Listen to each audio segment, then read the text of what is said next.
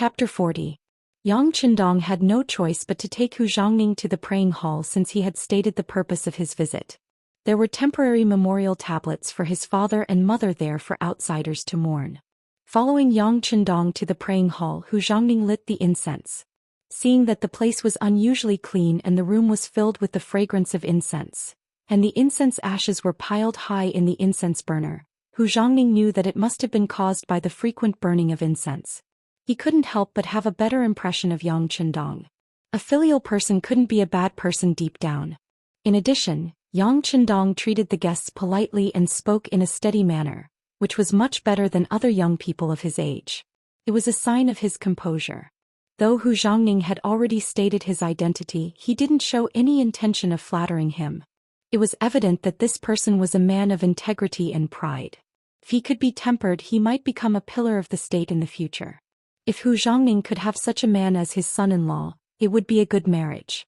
Walking out of the praying hall, Hu Zhongning intended to have a good chat with Yang Qindong to observe him and understand him better, as per his previous request. However, due to the embarrassing incident earlier, he refused even though Yang Qindong asked him to stay for dinner. They didn't leave through the back door but through the side door. As soon as Hu Zhongning and the other two arrived on the street, the subordinate who had been knocked to the ground first said, "Why does the sixth young master have such a highly skilled swordsman by his side? I think we should investigate him thoroughly." That's right. This kind of expert is a top-notch existence even in the embroidered uniform guards in the Eastern faction. If we don't investigate this kind of person thoroughly, it's really unsettling. Another subordinate also said with a face full of indignation. It was understandable that he was angry. He had taken the initiative to launch a sneak attack, but he was knocked to the ground with one move. It was truly embarrassing. Enough. Hu Zhongning didn't tell his subordinates that his daughter had asked him to visit Yang Qindong, so they didn't know why he had come. It would be strange if he didn't get angry when he heard that they wanted to investigate his future son-in-law. If you can't beat him, then go back and practice hard. What's the use of complaining here? Also, what happened today was too embarrassing. Don't tell anyone about it. As for why there's such an expert here, it's because Yang Qindong is too conspicuous and he's afraid of being targeted. Hu Zhongning took the initiative to find an excuse and reason for the sixth young master. Being targeted? I don't think that's the case, the two subordinates said stubbornly. Originally, the embroidered uniform guards were an existence that people looked up to no matter where they went. However, after today's setback, they couldn't be blamed for having such thoughts. That's enough, Hu Zhongning said angrily. He might be his future son-in-law, but he didn't like the fact that people were so suspicious of him just because his bodyguard was a little more agile. Remember, Yang Qindong is old Master Yang's son. It's impossible and there won't be any problems. This was tantamount to the final conclusion. Hu Zhongning was angry. Although the two subordinates were still dissatisfied, they did not dare to say anything. They could only lower their heads and admit defeat. Hu Zhongning left.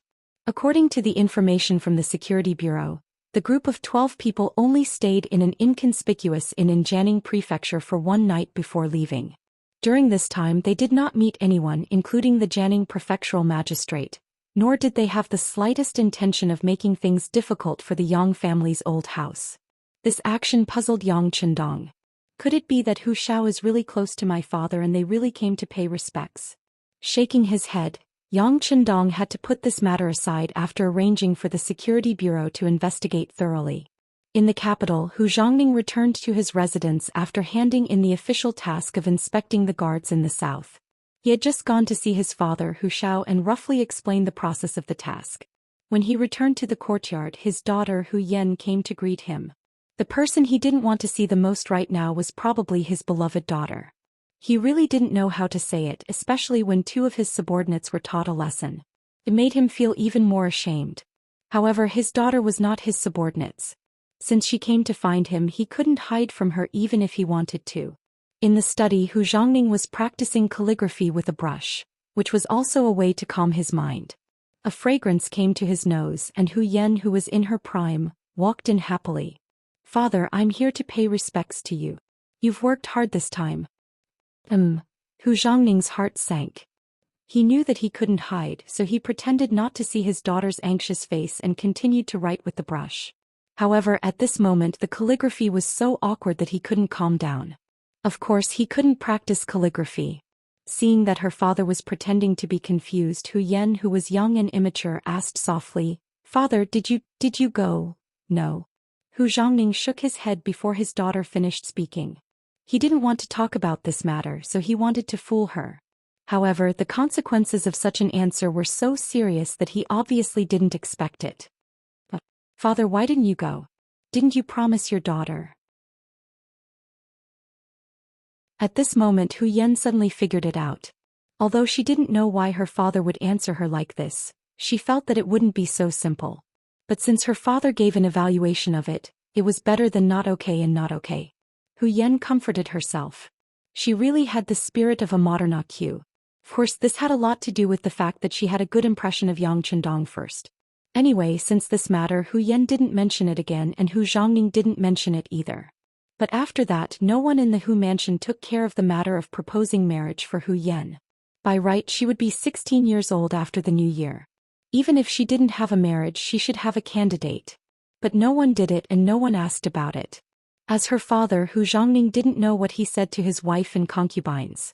In short, no one mentioned it again. The people of the Security Bureau also came to the capital and carefully investigated the relationship between Hu Shao and Yang Rong, but they didn't have many clues. After all, they didn't have any foundation here, especially when they were investigating the affairs of important officials. The final result was that the two were indeed on good terms, but it didn't seem to be a very good personal relationship. As for Hu Yan's matter, it wasn't in their investigation at all, so they naturally ignored it. A month later, the news came back to the old house of the Yang family in Jianing Mansion. Neither the Brocade Guard nor the Eastern Palace Guards did anything special to the Yang family. No strangers came to Jianing Mansion either. Since there was no need to worry about his safety, Yang Chendong naturally put things aside. Seeing that it was almost the new year, he still had many things to do. The bell of the year 1448 rang. People said that the new year was new. But in terms of the situation in the Ming dynasty, there were no big changes. The eunuchs were still rampant and held great power. Chapter 41. In February, the Minister of Works, Wang Zhen, resigned and returned to his hometown. He had an upright and proud personality and was also a clean person, so he really couldn't stand Wang Zhen's actions. After he left, Shi Pu took over his position. The instability of the political system made the lives of the people even more difficult. In April, Deng Maoqi of Fujian rebelled. Deng Maoqi and Qin Jingjing revolted. One after another they captured Sha County, Yoshi and other places. There were a lot of common people in the vicinity who agreed with them. The number of peasants who fell over each other to seek refuge with the rebel army reached several tens of thousands. The rebel army's reputation grew. Deng Maoqi established political power in Sha County's Qinshanzhai, calling himself the Ping Ping Wang. Zhou Xian was located in the north of Fujian province, not far from Jianing. For a moment the people were in a state of panic, and Li Daotong, the prefect of Fujian province, even submitted a memorial requesting the imperial court to send troops to suppress them. In the Yang clan's old residence, Tiger's Mane, who had long since received the news, brought Beta Persei and 5 other brothers to the study. They knelt in front of Yang Chendong and begged him to leave. As the saying went, a gentleman would not stand under a collapsing wall. Now that old Madame Yang's mourning period was over, it was time to leave Jianing and head to the capital. That's right. It's time to leave.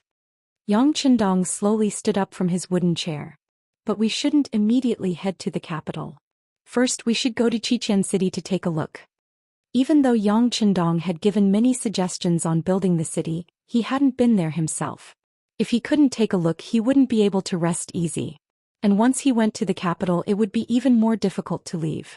If he didn't go now, he probably wouldn't have a chance for a long time. In the past, if Yang Chendong said that he wanted to go to Xichen City before going to the capital, Tiger's Mane and the others would probably try to dissuade him. But now, as long as the young master was willing to leave Jianing, this dangerous place, they would agree to go wherever he went. Since no one objected, they immediately spent 2 days to pack their luggage. Yang Chendong went to the prefect's yamen and asked for a travel permit, saying that his mourning period was over and he wanted to go to the capital to reunite with his brothers. Although there was no war in Jianing Prefecture, no one could guarantee that the flames of war would not spread here. As long as they had connections, which one of them didn't think of a way to leave? Although Yang Qindong was the governor of Jianing, he was actually just a minor official. In the end, he still had to go to the capital. Magistrate Li Daotong was already prepared for this and did not stop him. He gave him a travel permit and reminded him to pay attention to his safety before letting him go. At the end of April, Yang Qindong left Jianing Prefecture. It was unknown when he would be able to return. Perhaps it would be very difficult for him to return in the future. When he walked out of the gate of the Yang family's old mansion, he turned around and took a deep look at it. Then he strode out of the place. There was still a wider road ahead of him. Yang Wu and Yang Lu were responsible for protecting the kitchen maid, Yi Qiuer, and the other 7 or 8 elders of the Yang clan's old residence and their luggage as they left for Nanjing. Most of the supplies were from the kitchen. Yang Qindong had spent a long time preparing some of the items, which were related to his foothold in the capital. As Yang Qindong's kitchen maid, Yi Qiuer's status had never been low. With her carefully watching over them, it was impossible for them to speed up even if they wanted to. These people would pass through Nanjing and eventually wait for the young master at Tianjinwei. Tiger's Mane, Beta Persei Yangxi and Yang Qindong, who were protecting Qiao Yin, left Jianing and headed southeast for the Black Dock. There were already ships waiting to take them to the new Xi'an city. Xi'an city had been occupied for more than half a year. At this time it was being rebuilt according to Yang Qindong's plan. Everyone knew that this was not like the Black Dock.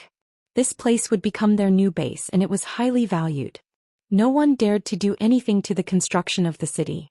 On the contrary, with everyone working together, the construction speed was very fast.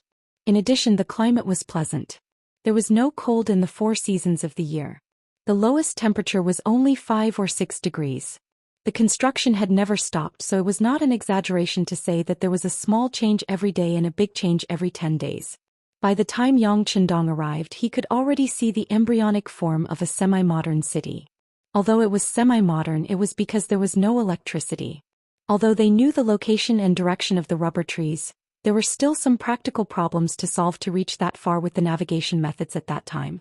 They could only wait for the advanced ships to be built before they could truly make the journey. Because of this, a new shipyard was established. With some advanced information provided by Yang Qindong, it was developing day and night. After all, as a city on the sea, the strength of the ships would always be the first. On this point, almost everyone had reached a consensus. Although there was no electricity, the straight and wide roads in the city had been built and opened to traffic. It was the kind of road with 6 lanes on the left and right.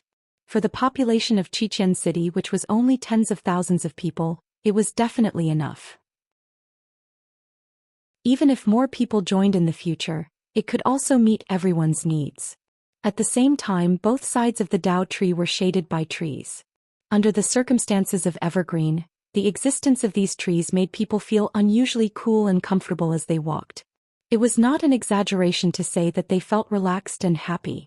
Not only were the sides of the road like this, but there were also such green settings everywhere in the city, reaching more than 30% of the city's proportion. The coverage of green branches could definitely be described as a garden city. For this matter, some people did not support at the beginning. They thought that a city was a place where people gathered to live. Transplanting trees in the city was simply a waste of resources. At least other cities were not like this. Some people even took Beijing and Nanjing as examples, saying that there were many ancient capitals there, but they did not see so many trees planted in the city. It was just that because of Yang Qindong's strong influence, especially after Luan Xiaoyu and Luan Shaochen, those excellent political teachers, they entered the army, entered the people, and used their glib tongue to talk about the benefits of the 6th young master every day. It made everyone start to worship him, and there was even a faint feeling of creating a god. Of course, this god was naturally referring to Yang Qindong himself. With such a great influence, who would dare to oppose any of Yang Qindong's opinions? He was afraid that regardless of whether his superiors and subordinates could understand him or not, just the moment he returned home, his family would point at his nose and scold him. Why don't you think about it? Who brought you such a wonderful life? In this way, under the work of a group of political teachers, Yang Qindong was now a godlike existence in Xi'an city. Even a 3-year-old child, if you asked him who the current emperor was, he might not know. But if you asked who was the best person in the world, the answer would be the same. the sixth young master Yang Chendong. There were discussions and different opinions, but when the tree transplants were completed and the entire construction of Xichen City had a rough outline, those who had various opinions immediately closed their mouths. Under the shade of trees that could be seen everywhere when it was hot, one could find a place to cool down and feel the cool air. How wonderful was that? At this moment, everyone knew that the guidance of the sixth young master was correct, and those dissenting voices immediately disappeared. Especially according to the guidance of the sixth young master, all the old houses had to be demolished and rebuilt, and the new buildings had to be horizontal and straight. No matter how you looked at it, it had to be a line. At first there were people who had doubts. They thought that this was a residential area, and it was fine as long as people could live in it. Why did it have to be like this? But when all the manpower and resources were gathered to build the first demonstration district, all the people who objected shut their mouths. The houses were orderly and every street looked spacious and bright from afar. There was a school, a hospital, and a 3-story building that specialized in civil affairs. It dealt with domestic affairs and problems. Every few hundred meters there would be a public toilet, and a few dozen meters away there would be a green box of trash. There was even a solid wooden wheel that could be pushed around. Every day when the sun rose, there would be people in charge of cleaning it up. Before there was any smell, it would be clean and tidy again. There were people who cleaned the streets every day, maintaining the cleanliness of the road. It made people feel good just by looking at it. There were also security guard towers. There were 2 in each residential area on both the east and west sides. There were 6 soldiers in each guard tower. Every day there were 3 shifts and they would be replaced at intervals. This greatly protected the lives and property of the people in the residential area. In the center of the district there was a spacious concrete plaza. It could accommodate 1,000 people at the same time without feeling crowded. It was said that when electricity was produced in the future, there would be people who would teach people what kind of fitness dance to ensure that everyone had enough energy to have a place to pass the time. On the side of the plaza, there were some iron fitness equipment that could be used to strengthen the body and prolong the life of people. All of this was like a heavenly existence, causing everyone who came to visit to stare at it with their eyes wide open, their faces full of envy. No one would want to leave after seeing the reality of this place. They only wanted to live here forever and never leave again. Because of this, Yang Chendong heard that something almost happened. Everyone was arguing about whether they wanted to live here. This was a human being. A human being's basic selfish mentality. Sometimes when there was no food, just having a bite to eat would be enough, and that would be enough.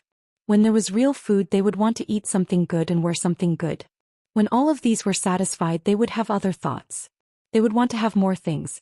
It was hard to satisfy the human heart. In the end, the matter was suppressed by the appearance of the Cold Vanguard Brigade. Although there were not many Cold Vanguard Brigade members, and some of the auxiliary troops contributed when they took down Crimson Embedded Island, increasing their numbers by more than 100, the real number was only about 500. However, they were all truly elite soldiers and generals. Chapter 42. It was not an exaggeration to say that if they used their equipment and combat power to deal with those semi-modern soldiers who were armed with cold weapons, or at most firearms, they would be able to fight against 10 or more of them. This was the benefit of having elite weapons. It was like the famous battle in history when Spain conquered the Inca Empire. At that time, Spain only had 200 soldiers, facing the Inca Empire's 100,000 soldiers. With such a huge contrast, the result was so heaven-defying. Spain won and the Inca Empire was destroyed. For this, Spain obtained countless treasures. Yang Chendong was very puzzled when he heard this from an old military professor in the army. Even the old professor said that not to mention 100,000 soldiers, even if 100,000 wild horses were to charge at them, the result would not be like this. However, this was war. Victory was not decided by the number of people. Morale, quality of soldiers, weapons, and people's hearts were the key factors that determined the outcome of a war. The matter was forcefully suppressed by the Cold Front Brigade, and they announced the conditions for living in the residential area. Only those who had contributed were qualified to live in the residential area, and they also had to pay for it. They also promised that although there was only one residential area like this, it was just a test product. They would continue to build it in the future. In the end, those who were loyal to the sixth young master and worked hard would be able to live in such a beautiful place. Only then did the situation calm down. Therefore, the cement factory director Jing Guang, who saw the benefits, began to increase production. He also followed Yang Qindong's suggestion and calculated the remuneration according to the work point system. The more hardworking and capable a person was, the more they would be paid. On the other hand, those who slacked off and cheated would only receive a basic salary. If they were found to be such a person for a long time, after 3 consecutive evaluations, if their work output and results were still at the bottom, they would be eliminated and assigned to other jobs. Yang Qindong was not God. It was impossible for him to give everyone a good life. He could only give those who worked hard to change their current situation a ladder to heaven, so that they could see heaven and experience the happy life there. As for those who slacked off and wanted to eat and wait for death, he could only say sorry. It was not that he wanted to give up on them, but they were the ones giving up on themselves. Everyone's curiosity was piqued by the way they were distributed according to their work and abilities.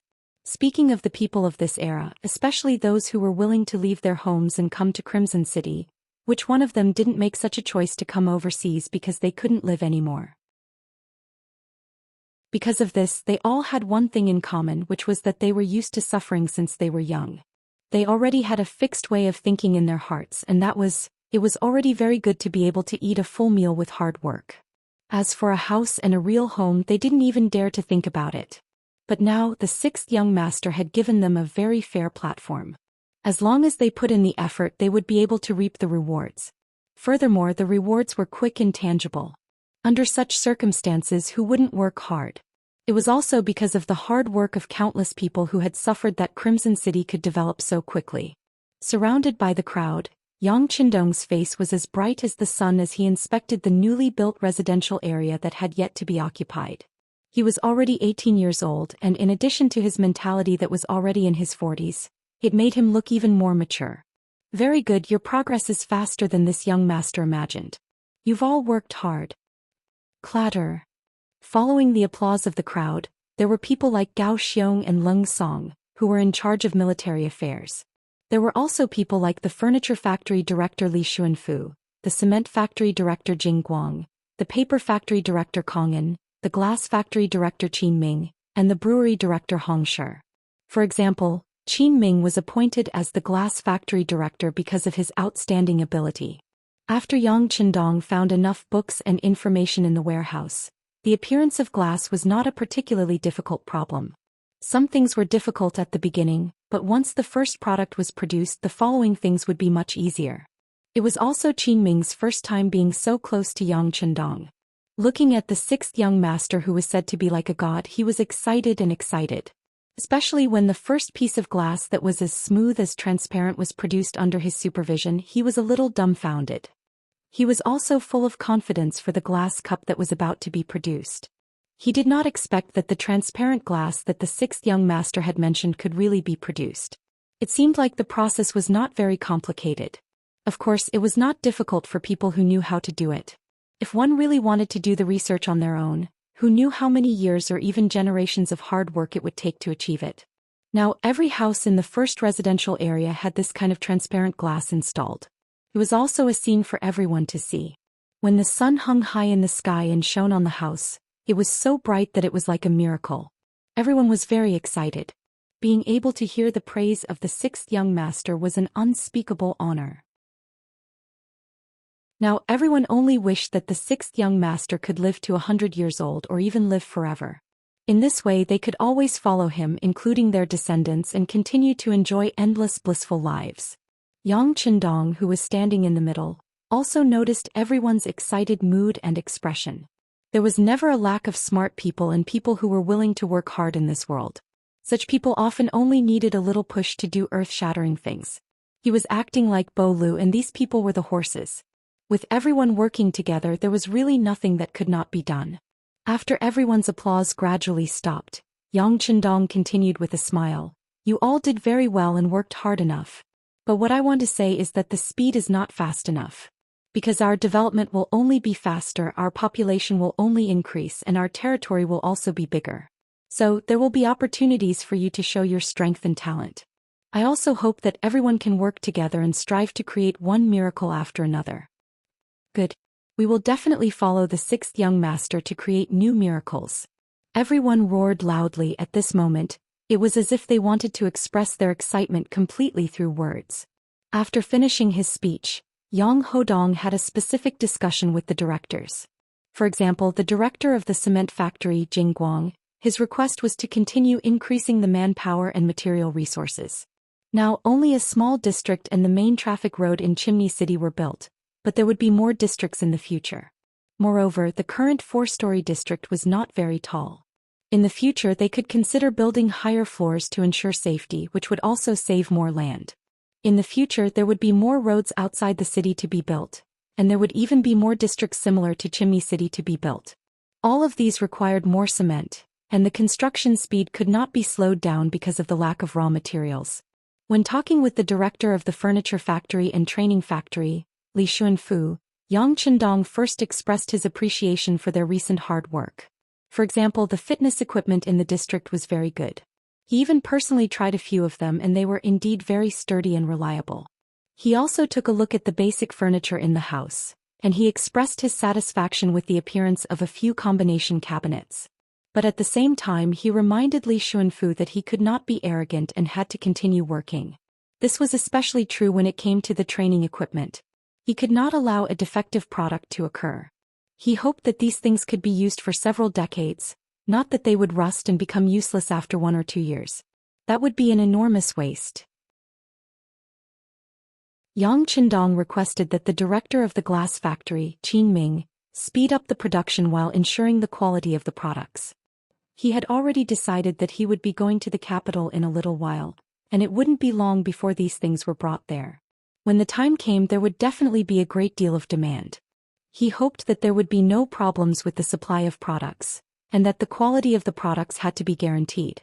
He could not ruin his own reputation and so on. The paper factory had lived up to his expectations.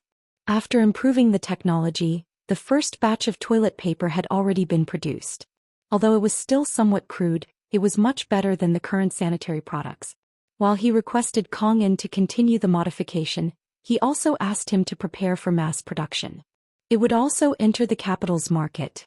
After earnestly explaining to the factory directors what they needed to pay attention to, he went to the military factory, power plant, garment factory, brewery and shipyard.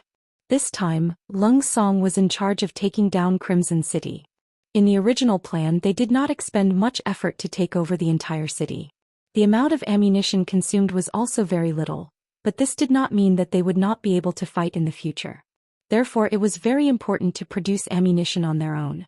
Fortunately, after continuous hard work and the stimulation from the other factories, they were now able to produce normal bullets for the Type 81 assault rifle and Type 95 assault rifle. Although the quantity was still very limited, it was mainly due to the lack of gunpowder reserves. However, now that they were able to produce bullets themselves, it would greatly relieve the pressure on the warehouse. Although no one had ever asked the 6th young master where the bullets and weapons came from, but it was not practical to always rely on him to transform them. It would be best if he could produce them himself. In the garment factory, under Zhou Hua's constant urging and Wan Qi's hard work, the sewing machines had been produced.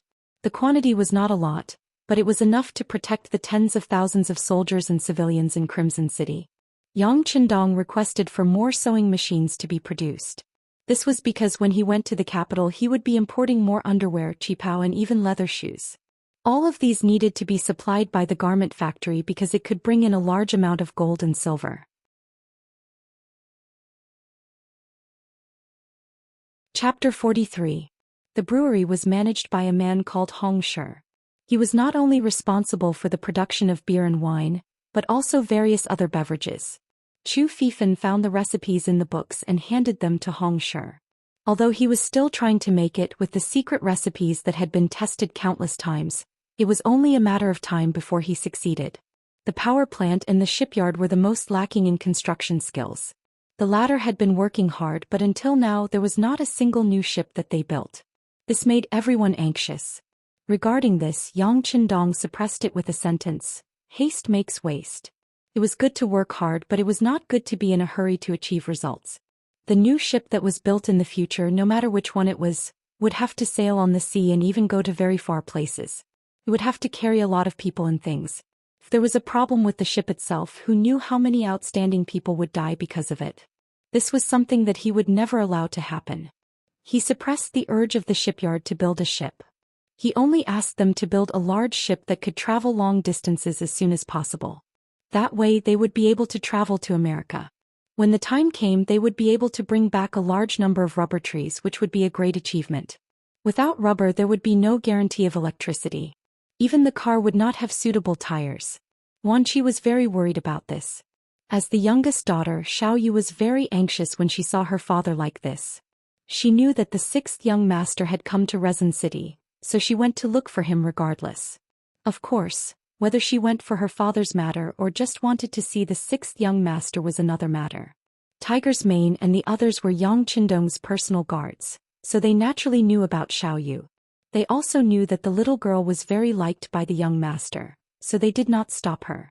In a small palace that was built first in Resin City, Xiaoyu met the sixth young master.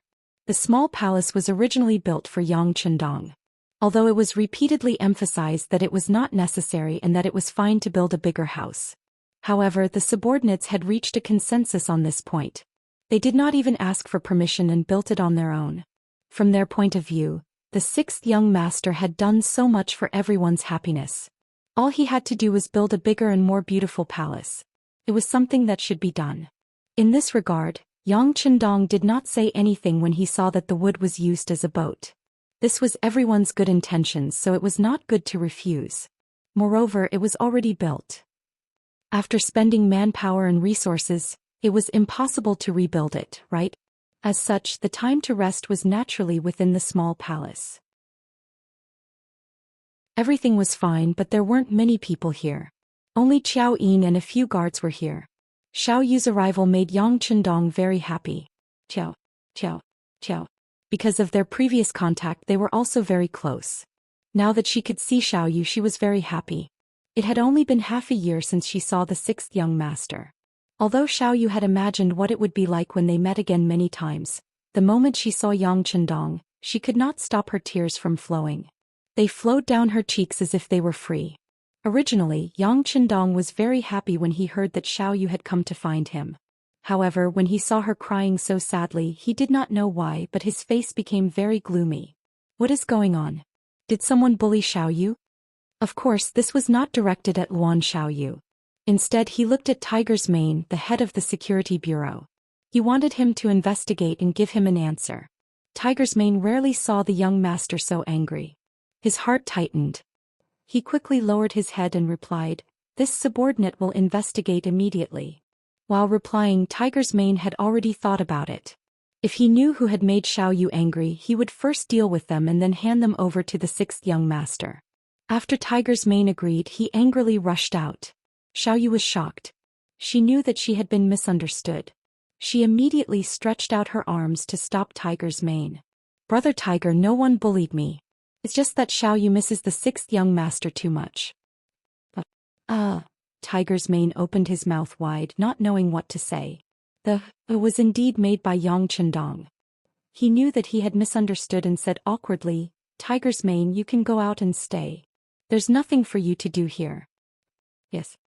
Tiger's Mane hurriedly walked out as if he had been pardoned, leaving Qiao Yin behind. She walked up to Xiao Yu and grabbed her little hand with a smile. "The young master is very nervous. What about you?" "No, I just treat Xiao Yu like a little sister." When Yang Qindong heard this, he quickly explained. He then quickly turned around and went back into the house. He knew that some things would be better if he didn't explain. The more he explained, the messier it would be. When he first met Xiao Yu, he only thought that she was cute. That was why he gave her a piece of gum and hugged her. With his mental age, he really did treat her like a little sister. However, gossip was a fearful thing. In everyone's eyes, the two of them were only 7 or 8 years apart. In that era, it really wasn't a big deal. Some of the children and daughters-in-law of other families were raised at a very young age. After everyone talked about it a lot, even Xiao Yu started to believe it. Although she didn't really understand some things, she knew that the sixth young master was a good person. Being able to spend time with such a good person every day, of course she would be happy. When Yang Qindong saw Xiao Yu this time, he noticed that the little girl had grown taller. Due to her nutrition, her complexion had improved a lot. She was even more adorable and delicate. In a few years' time she would undoubtedly become a beauty. Could this be a plan to raise a little lowly? When Yang Qindong thought that something like this would happen to him, he couldn't help but tremble. While he found it hard to accept, his heart was secretly filled with anticipation. Of course he was just curious and looking forward to it. If Xiaoyu grew up and had a boy she liked, Yang Qindong definitely wouldn't stop her. A forcibly picked melon wasn't sweet. Feelings could never be forced. Outside the door, Qiao Yin was comforting the crying Xiaoyu. Until he made her laugh, he then led her to the side hall where Yang Qindong was resting. At this time, Yang Qindong had already returned to his original calm and collected appearance. Looking at Xiaoyu, who had stopped crying and was even a little shy, he smiled and said, "You've worked hard for this period of time. This young master has decided to set up a publicity team. How about you be the leader?" "I'm the leader?" Xiaoyu pointed at herself in surprise. Her face was filled with disbelief. She looked a little cute and mischievous. After returning from the Yang village to the Black Pier, Xiaoyu used the songs that she had learned to praise Yang Qindong. Especially that song, "The East is Red." It had molded the sixth young master into a god who could solve the hard-working masses. This was why in Xichen City, everyone worshipped Yang Qindong so much. In this, Xiaoyu's contribution was not small. However, she was still a girl who wasn't even 11 years old. Letting her be the publicity team leader was indeed a bold decision. Seeing Xiaoyu's shocked expression, Yang Qindong chuckled. "What? Are you worried that you don't have enough ability? Or do you not have confidence in yourself?" Thinking back to when Ganluo was 8.5 years old, Hu Xubing led troops at 16, and went on an expedition against the Xiongnu at 20. With these people as examples, why can't you be the publicity team leader? True talent did not need to be judged by age. Many people who had lived for a long time would also make mistakes when given a heavy responsibility. There were many young people who could create amazing results. Xiaoyu worshipped Yang Qindong a lot. This was an indisputable fact. The publicity team leader's current job was to promote Yang Qindong's achievements. Without a doubt, Wan Xiaoyu was a very good choice. At least there was no need to worry about her thinking. As for the publicity team entering the homes of the commoners and the army in the future, by that time she would have grown up. At that time she might be able to do even better. Even if she did not do well, there was still time to change. At least from the current situation, there were not many people who could replace Xiaoyu. There was another important reason for doing this, and that was to show that Yang Qindong did not stick to one pattern. Thinking about it, if a girl who was not even 11 years old was given a heavy responsibility because of her ability, then what was there to worry about for other young people? Can I do it? Although she was encouraged, she still lacked confidence. Yes, if the sixth young master says you can do it, then you can do it. On the other hand, Qiao Yin looked at Xiaoyu enviously. When she was Xiaoyu's age, she did not know how to do anything. She would even be afraid and shy when talking to people. Looking at Xiaoyu under the careful guidance of the sixth young master, she was indeed able to be given a heavy responsibility. This made her envious. However, although she was envious, if Yang Qindong asked Qiao Yin to do something and wanted her to leave, she would definitely not agree. In her heart, she was already the sixth young master's woman. Even if he did not want her, she would not leave. Even if she had to die, she would die in front of the sixth young master. Qiao Yin also agreed, so Xiaoyu was confident. She was not young, but ever since she learned from Yang Qindong, her horizons had been broadened. Her father, Luan Qi, was the director of a power plant, and her mother, Zhou Hua, was the director of a garment factory. Many of her classmates had also become political instructors in the military. She was no longer the Luan Xiaoyu from a year ago who only knew how to chew gum. She had grown up. If it were not for her young age, Xiaoyu believed that she could have entered the military and become the first female instructor. Now that the opportunity was in front of her, she had no reason to reject it. Moreover, this was the sixth young master's idea, so she could not reject it. Okay, I'll do it. But what should I do with the sixth young master? Xiaoyu pursed her lips, gritted her teeth, and made up her mind.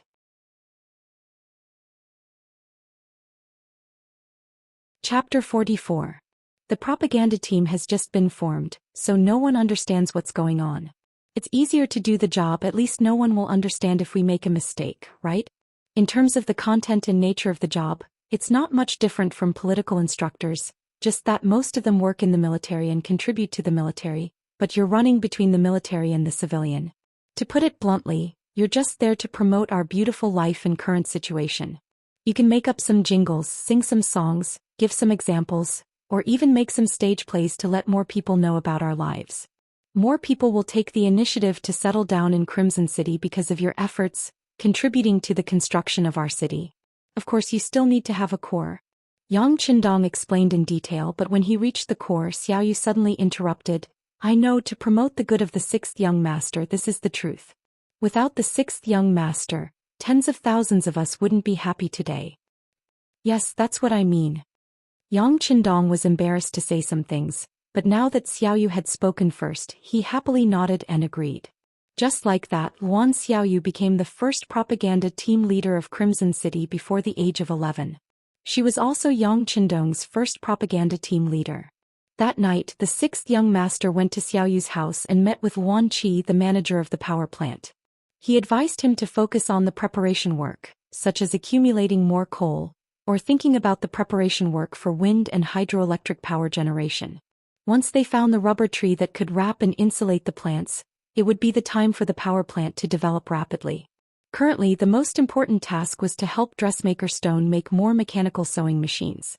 After settling the matter with Xiaoyu's family, Yang Qindong went to inspect the military and city defense. For the city's defense, Yang Qindong proposed to build 4 10-foot-tall watchtowers with high-powered binoculars. This way, once enemies or ships approached, they could be alerted in advance.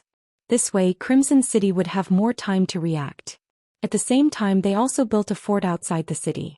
Not only did they have the Type 75 105mm recoilless cannon, they also prepared the Type 59-1 130mm cannon with an effective range of 30 kilometers. It could completely destroy the enemy before they even got close. This was because the cannons were too powerful. For safety reasons, Yang Qindong was worried that he would be hit by the cannons when he came here in the future. Thus he only took out 2 cannonballs and locked them up. It requires the consent of Gao Xiong Yuguang and the rising star Nyatong before it can be used. Yang Qindong was using restrictions to control the army. There was no other way. Since ancient times, many facts had proven that the leadership of the army was so easy to change hands and so easy to get into trouble. Yang Qindong also requested that in the future, whenever the Chisun City Navy went out to sea, they would have to hang a bright 5-starred red flag. He also said that 4 of the 5 stars represented scholars, agriculture, industry, and commerce, which were the components of a city and a country. As long as there was such a flag sailing on the sea, it would be protected. Of course, if other ships dared to fake the flag, there was no need to be courteous, and they would be dealt with first. After inspecting the navy, Yang Qindong met with the captain of the army, Leng Song, and told him about the Deng Maoqi uprising in Fujian. Leng Song, it's time for you to perform. Didn't you always say that you didn't have a chance to display your abilities? Now I'll give you that chance. I'll allow you to bring 100 members of Leng Feng and 500 support troops inland. But remember, unless it's absolutely necessary, do not harm the civilians. They are all our compatriots and they are all Han. You can bring as many talents back to Crimson City without drawing any attention. We have too few soldiers and too few citizens. Hearing that he could finally go out and carry out his mission, Leng Song's calm demeanor changed and he became extremely excited. Sixth young master, if we meet the soldiers, should we fight or not? Don't fight. Unless it's absolutely necessary, don't make them your enemy. Of course, if you must fight, try not to harm them. Capture them alive and send them to Qian City. When the time comes, I'll get Gao Xiong to send ships to cooperate with you. Yang Qindong shook his head. During the confrontation between the Kuomintang and the Communist Party, there were some generals who shouted that Chinese people should not attack Chinese people. Then how could he possibly do such a thing as fighting with his own family? Although the population of the Ming dynasty was not small in Yang Qindong's eyes, it was far from enough. He wanted to conquer the world and spread the Han people all over the world. How could he do it with so few people? Leng Song finally understood that he was using the chaos to snatch people.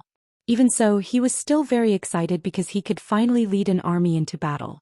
Although there were only 100 members of Leng Feng and 500 support troops, it was still a considerable force. With their abilities, they could do many things. Oh right, if possible disguise yourselves as rebels and bring back more gunpowder. From what this young master knows, the various cities have stockpiles, it's just a matter of how much. Yang Qindong thought about the difficulties of the military factory and added.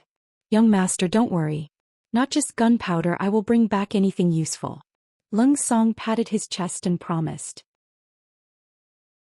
It was rare for him to have a chance to perform, he would not let it go.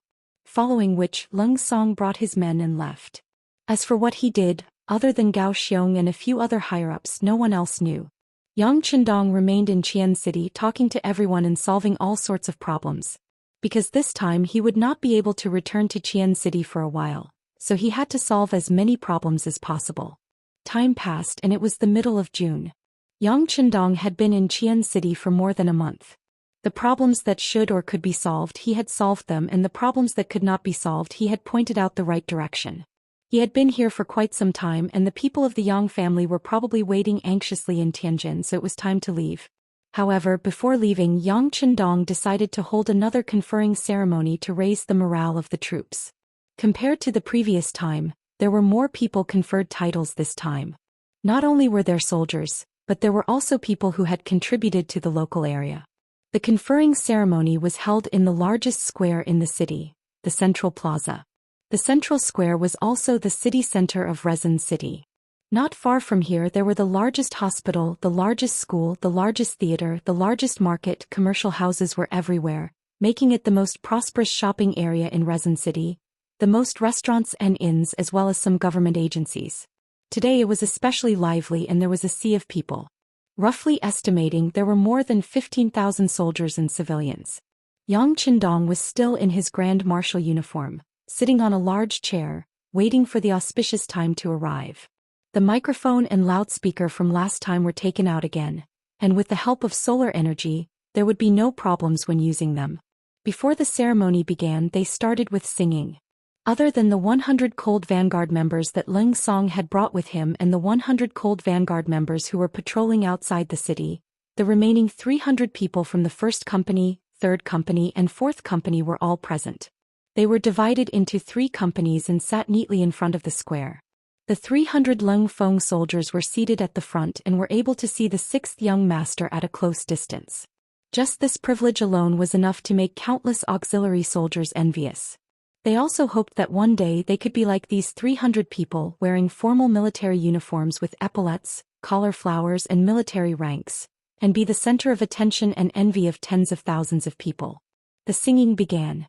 First, the 1st Company commander Xiao Feng took the initiative to stand up. His military posture was tall and straight. He placed his hands in front of him and said in a loud voice, "First Company, listen up. Comrades in arms are as close as brothers. Comrades, as close as brothers, I hope you can call us together, you are from..." The orderly singing immediately resounded throughout the entire central square, causing everyone who heard it to feel their blood boiling with excitement. After he finished singing the song of comrades, Xiao Feng turned to look in the direction of 3rd Company and shouted, "3rd Company." The 100 soldiers of the 3rd Company shouted in unison, "Sing 1. 3rd Company. Sing 1. 1 2 3 4 5. We've been waiting for a long time. 1 2 3 4 5 6 7. We've been waiting for a long time." When the 3rd Company started singing, the 3rd Company commander Ting Shan suddenly stood up. This company commander, who used to be a bandit, did not have a good temper. When he saw the 1st Company rushing towards him, he immediately turned to the soldiers of the 3rd Company and shouted, "3rd Company, listen up. Forward, forward, forward. Ready to sing. Forward, forward, forward. Our troops are facing the sun." The singing began, raising everyone's morale and causing the atmosphere to reach a climax. In the end, when the 4th Company sang Dong Fong Hong, it turned into a chorus of singing. The sound was like thunder and the momentum was great. The entire scene became restless. Everyone was shouting and singing at the top of their lungs. When the auspicious time arrived, Yang Qindong, who was dressed in a marshal's uniform, walked up to the stage. As he raised his hand, the singing stopped and the scene became quiet. More than 15,000 people, more than 30,000 pairs of eyes were staring at Yang Qindong. Next, I announce that the conferring ceremony has begun. Those whose names are called Please come up to the stage. Tiger's mane Gao Xiong Xiaofeng Yuguang. This conferring ceremony was conducted in two ways, civil and military. Tiger's mane, who was promoted from captain to major, was currently the person with the highest rank other than Yang Chendong. He was also the first officer in the system to become a field officer. Next were Gao Xiong, who was promoted to captain, Leng Song, who was not here, so someone else took the captain's rank, Xiao Feng, Ting Shan and Yu Guang, who were promoted from second lieutenant to first lieutenant. The newly conferred ranks were naval officer Nya Tong, who was promoted to second lieutenant. The newly established captain of the Wolf Fong Special Forces, Tai Hu, was promoted to second lieutenant. The newly established captain of the Ghost Sniper Squad, Bai Zuo, was promoted to second lieutenant. The newly established captain of the Eagle Squad, Tian Feng, was promoted to second lieutenant.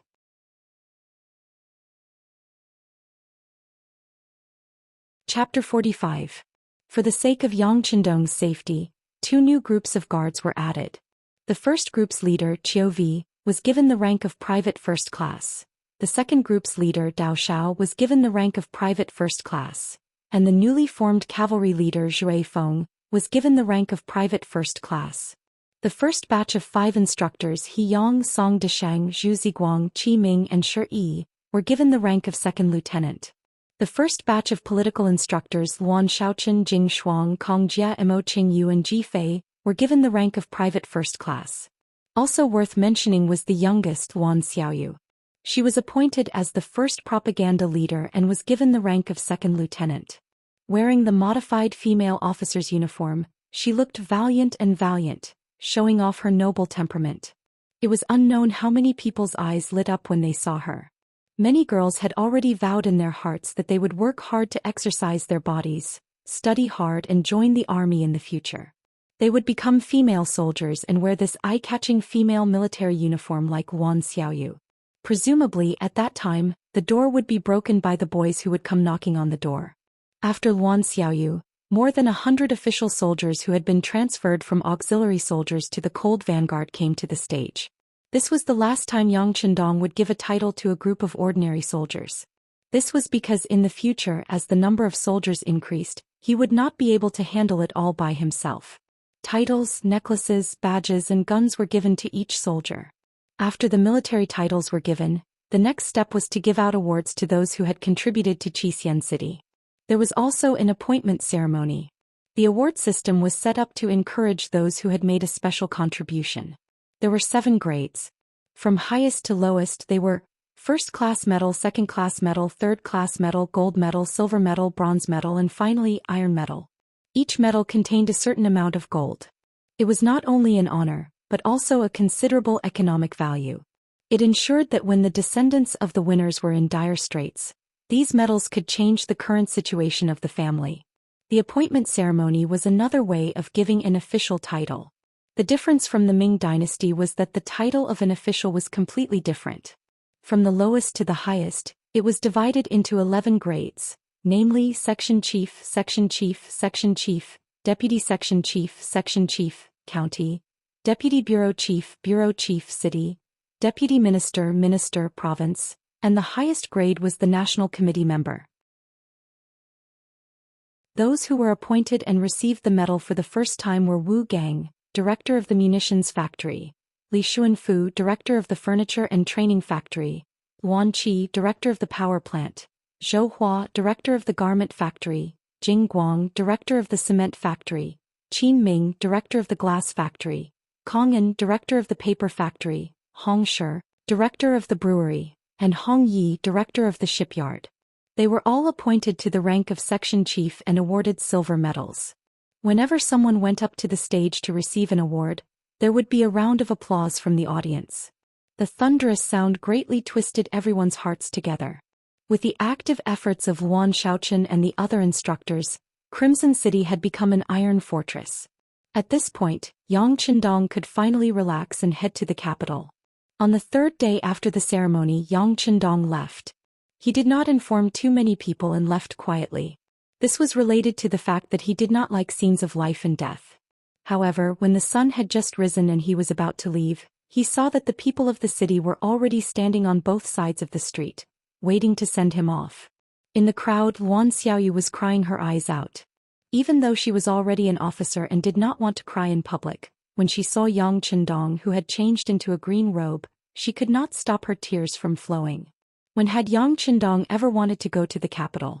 However, he still had the blood of the descendants of China, and his brothers and sisters were also in the capital. If possible, he did not want to become enemies with the Ming dynasty. This time he was trying to change something. If possible, he was even willing to coexist with the Ming dynasty. After all, this was a dynasty with backbone. The sovereign was willing to die for the country, and the Son of Heaven guarded the gates of the country. This was not something that the sovereigns of other dynasties could compare to. Of course, he could also establish his own country in Xichen, just like Deng Maoqi, who was causing trouble in Fujian. However, if he did that, who knew how many people would die in the flames of war? Unless it was absolutely necessary, he absolutely did not want to do that. As Yang Chendong was about to leave, Gao Xiong, the highest military commander, appeared in the front row. Gao Xiong, this stay is too short. This young master wanted to go with you to explore Ryukyu Island. It would be best if we could fight a few battles to our heart's content, but time waits for no one. I will leave this matter to you. But remember, if you can avoid killing people, do so. Most of the people living here are Han, and they were forced to leave their homes to come here. Give them a chance if you can, understand? This was not the first time this matter had been emphasized, and Gao Xiong immediately stood at attention. Young master, be at ease. Gao Xiong will definitely kill fewer people and capture more people. Yang Chendong gave a firm nod, and then, under the protection of his guards, he followed the smooth and spacious cement road out of Crimson City, accompanied by the reverent gazes of the soldiers and civilians. Compared to when he had first arrived, the number of guards at his side had greatly increased. When he had arrived, including Qiao Yin and Yang Chendong, there had only been 5 of them, but now there were 25 of them. Qiu Vi and Dao Shao each led 2 groups of 20 guards. The group boarded the ship first, and then when it was almost noon, they arrived at the Black Pier and disembarked. Tell them to keep a sufficient distance from us. If there's no danger, don't appear. Yang Chendong didn't want to be too ostentatious. He was going to the capital, a dragon's pool and a tiger's den. There were all kinds of people there. If they found out that he, a mere 9th-level official, had returned to the capital with so many guards, it would be strange if they didn't become vigilant. Tiger's Mane went to inform Qiu Vi and Dao Shao. Within the carriage, Qiao Yin leaned against Yang Chendong and said with a yearning expression, "Young master Yin also wants to be a female officer. Little sister Xiaoyu's military uniform is so beautiful. Is so envious. Good. If Yin is willing, I'll have one made for you in the future." When he thought about how the grown-up Qiao Yin would look in a military uniform, Yang Chendong's eyes couldn't help but reveal a hint of longing and anticipation. Qiao Yin did not notice any of this. She was a little careless, so she asked in a bold and unrestrained manner, "Young master, is the capital fun?" Young master only stayed there when he was a child, so I don't have much of an impression of it. But I think it should be fun, Yang Chendong said with a hint of hope in his eyes. This was the capital of the great Ming dynasty, the predecessor of Beijing. He truly wanted to see just how majestic and magnificent that place was. Without the wide cement roads, the carriage could not go fast even if they wanted to, and they also had to consider Qiao Yin's feelings. Just the journey from the Black Pier to the Tianjin Guard took more than a month. After meeting up with Yang Wu, Yang Lu, Yiqiuer and the others, they began to make their way to the capital. Even though it wasn't a very long distance, it still took them 10-some days to walk. By the time they finally saw the high walls of the capital, it was already the end of the 8th month. Steward Yang Hai had long ago received the news and had been waiting at the gate with his son Yang Chendong. When he received Yang Chendong, he did not even enter the gates of the capital. Instead, he circled around the walls of the capital and made his way to the New Yang Manor 15 li south of the city. As early as last year, Yang Hai had used the money to buy a manor with a total of 2,000 mu of land. Now there were high-yield potatoes planted here that no one knew about. Seeing that the harvest was not far away, some of them had basically matured. After more than a month of traveling, even Yang Chendong was exhausted, let alone Qiao Yin and Yiqiuer. The moment they arrived, they found their rooms and went to sleep. Yang Chendong truly could not rest at this time, as there were far too many things he needed to take care of. He first met with Yang San, who had arrived 3 months earlier, and gained a basic understanding of the current situation in the capital. From what he had heard, Wang Zhen and the other eunuchs were still in control of the court. Although Zhou Xian was already 21 years old, he was still like a child, listening to his teacher, Wang Zhen, on everything, to the point that he had lost his ability to make basic judgments. As a result, those officials who did not like this and refused to lower their heads to Wang Zhen were mostly punished. There were even some who were imprisoned by the Eastern Cabinet. Other than the ministers of the 6 bureaus and a few important officials, very few people could stand in the imperial court and speak the truth. The situation was so severe that it was no wonder the incident at the Tumu Castle occurred 1 year later. It was precisely after that incident that the Great Ming began to weaken, entering the middle stage of its development. Zhou Xian was not a bad person at heart, and he had a good heart. It was just that he was not good at using people. For example, when it came to eunuchs, he had first used Wang Zhen, and later on he had used Zhou Xian, causing the Great Ming to constantly fall from grace. This was particularly true of Wang Zhen. It had clearly been proven that he was the greatest culprit behind the Tumu Castle incident, but later on, when Yingzong regained the throne, he had actually rehabilitated him and granted him a temple. Yang Qindong truly didn't know what to say in the face of such an emperor. As he had said before, Yang Qindong did not want to become enemies with the Great Ming, and he still felt some admiration for this dynasty. Besides protecting the safety of the Yang clan, he had also come to the capital to single-handedly reverse the course of the imperial court. But now it seemed that while his thoughts were beautiful, reality was cruel. Yang Qindong retracted his thoughts and thought of his older brothers and sisters. Enough. Tell me about my family.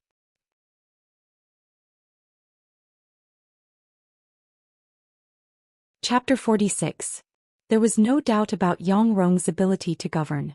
Even when it came to giving birth, he had a total of 13 children.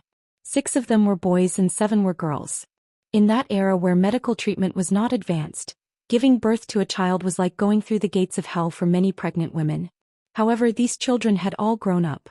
Other than the second daughter, Xianxia, who died of illness, the others were all living well.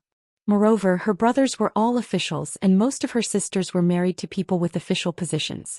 The eldest brother, Yang Gong, went by the courtesy name of Yushan.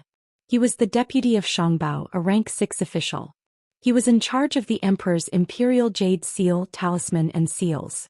However, it was just a nice title. In reality, it had nothing to do with him.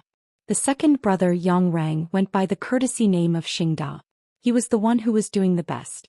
He was in charge of the Ministry of Rights and was a rank 6 official.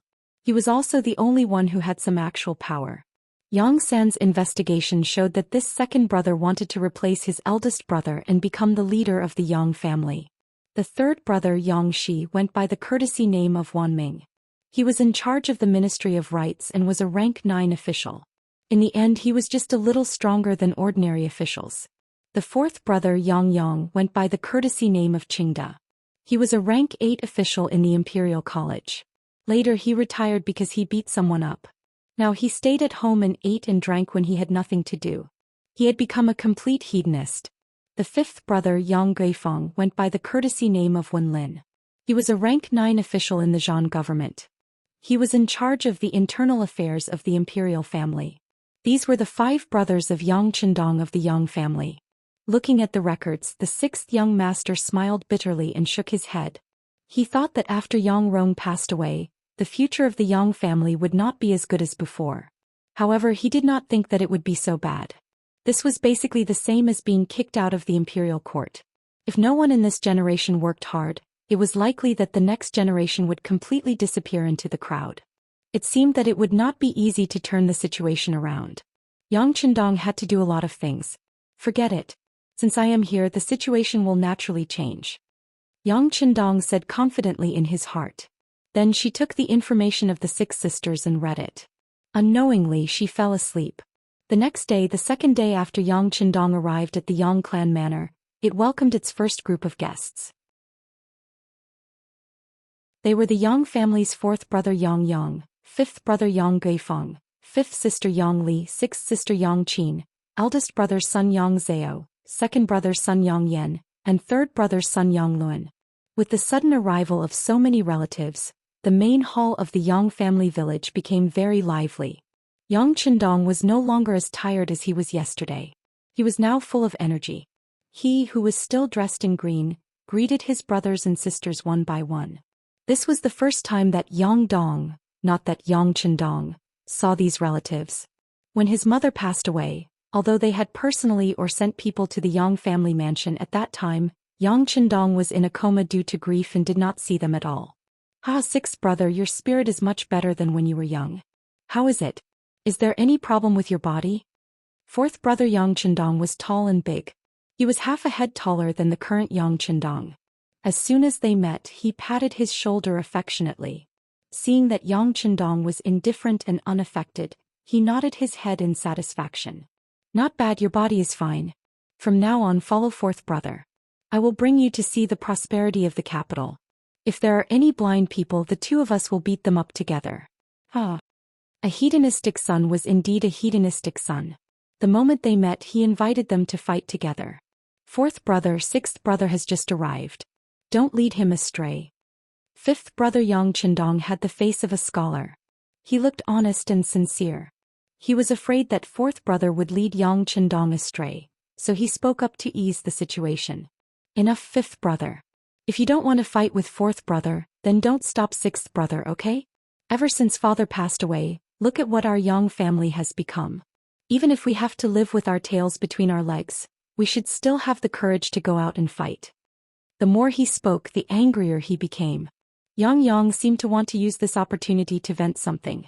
In this regard, Yang Chendong vaguely felt something, but he didn't point it out.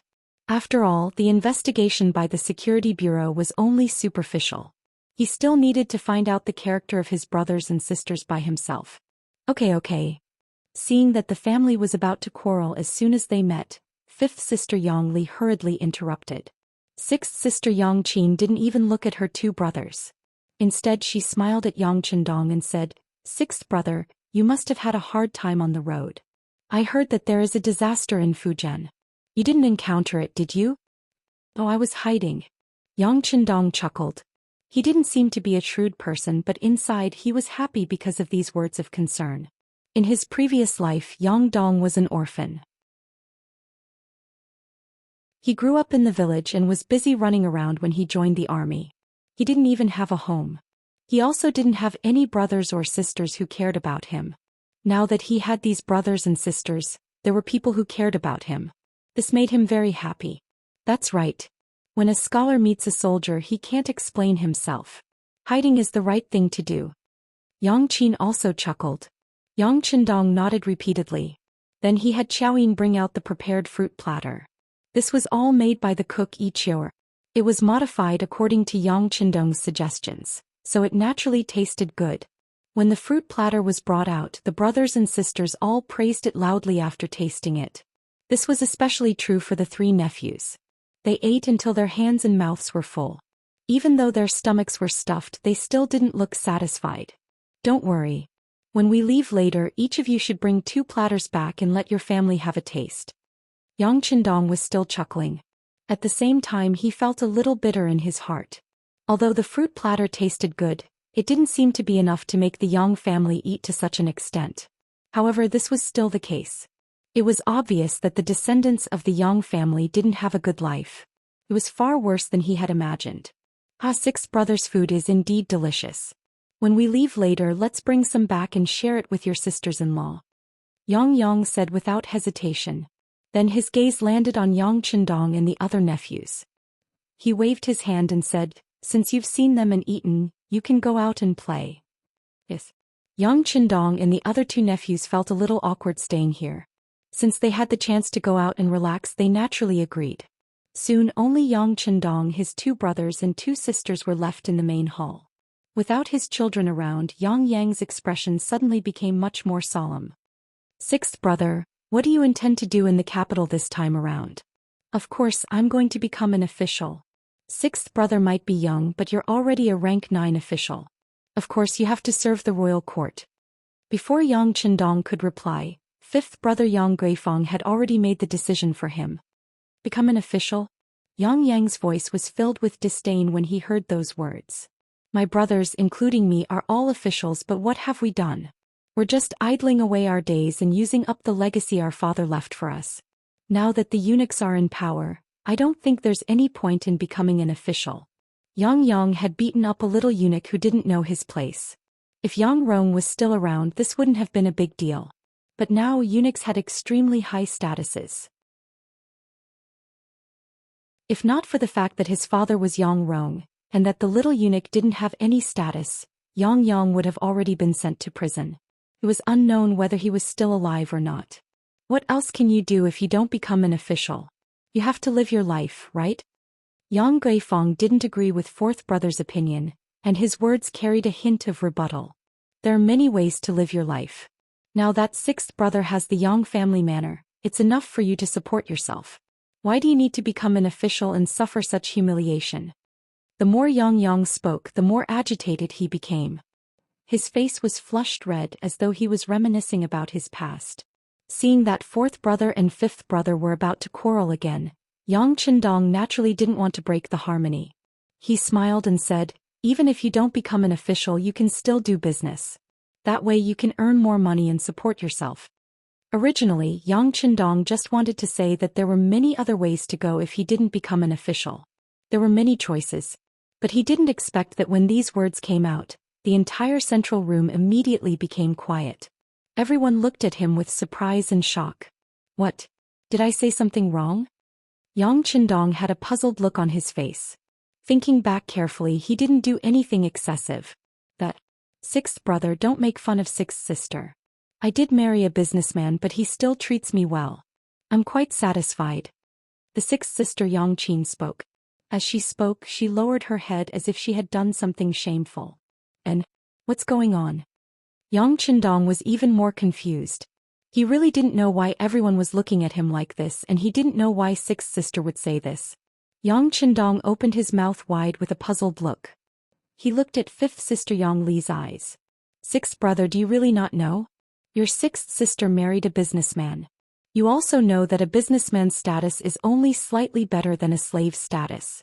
It's even worse than an ordinary person. At this moment, Yang Qindong suddenly remembered that in the Great Ming Dynasty, people were divided into classes. To be specific, they were divided into 5 classes. The first class was the noble class, which was usually dominated by aristocratic families. The second class was the good class, which referred to ordinary people. The third class was the merchant class, which, as the name suggested, was a merchant. The fourth class was the slave class, which was the status of a slave. Once sold, it might be a slave class for life. Unless the master was willing to give the government a large sum of money to change the class, the children born would also directly become a slave class. The fifth class was the cheap class, which referred to prostitutes, actors, and so on.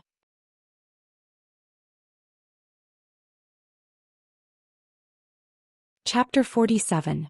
In the Ming Dynasty there was a clear hierarchy.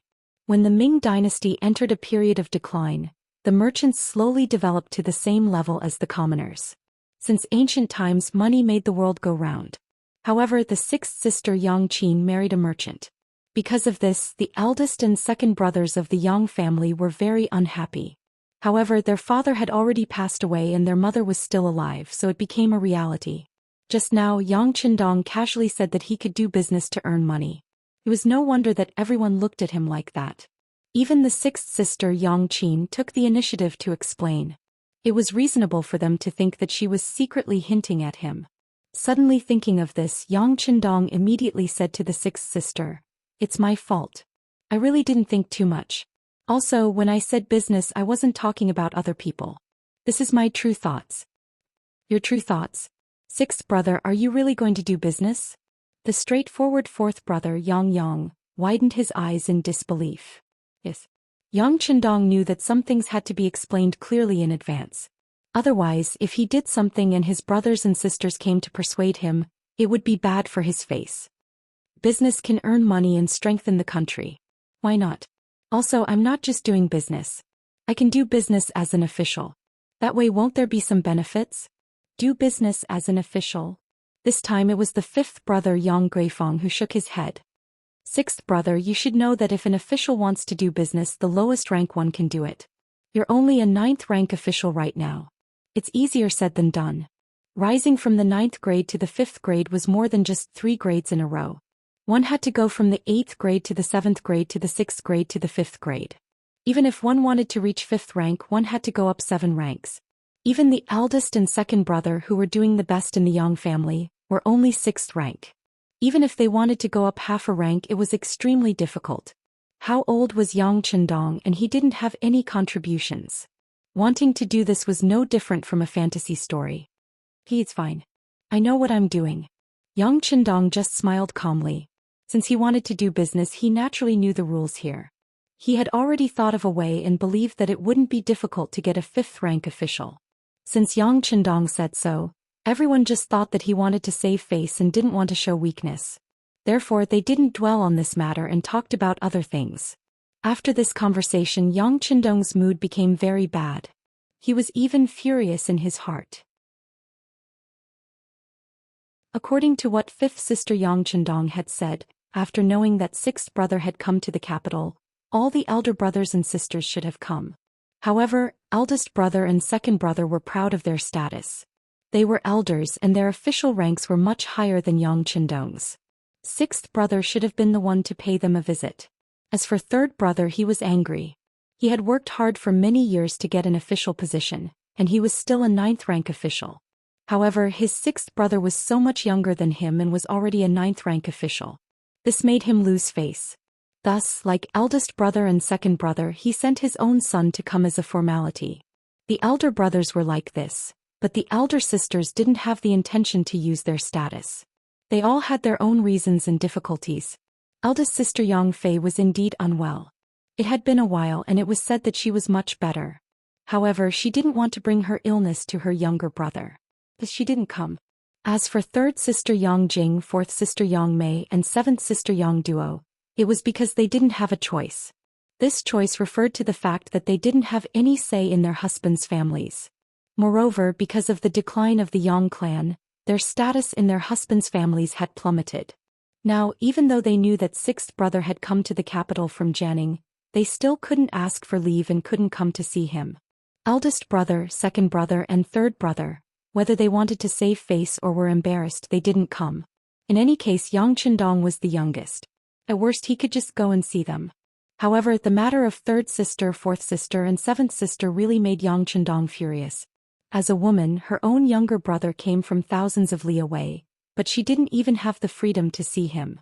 Was she getting married or being a servant or being ordered around like an old mother?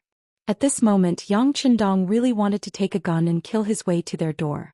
He wanted to ask those 3 so-called in-laws of the Yang clan what they wanted to do. Were they tired of living? Yang Chendong's expression became very ugly. 5th sister Yang Li quickly shut her mouth. On the other hand, 4th brother Yang Yang was still chattering. Who can be blamed for this? When they were getting married, no one forced them. They were all willing. Especially that Wang Go that 7th sister wanted to marry. At that time I was against it. He came from a poor family. Once he gained power, he entered the Hanlin Academy and became a student. However, he was only a 9th rank official. This already showed the authority of the eldest brother. How can such a family be good after marrying over? Also, her mother-in-law, Madame Yen, is famous for being difficult to deal with. But what's the use of me saying it? Would she listen to me? Yang Chendong was still complaining when he suddenly asked in a somewhat angry tone, "Since you know that 7th sister isn't living well, then as 4th brother, why don't you care? Her parents are no longer here. Who are you waiting for to make the decision?" Yang Chendong's sudden anger stunned everyone in the main hall. The great Ming dynasty was like this. A married daughter was like spilled water. If her life wasn't good in her husband's house, it could only mean that her life wasn't good. How could there be anything for her family to worry about? Even if it was the emperor's younger sister, the princess, after marrying she had to follow the chicken. There were also many examples of her suffering and suffering. So what if it was the imperial family? He didn't see them do anything about it either. Yang Duo was only the 7th daughter of the Yang family.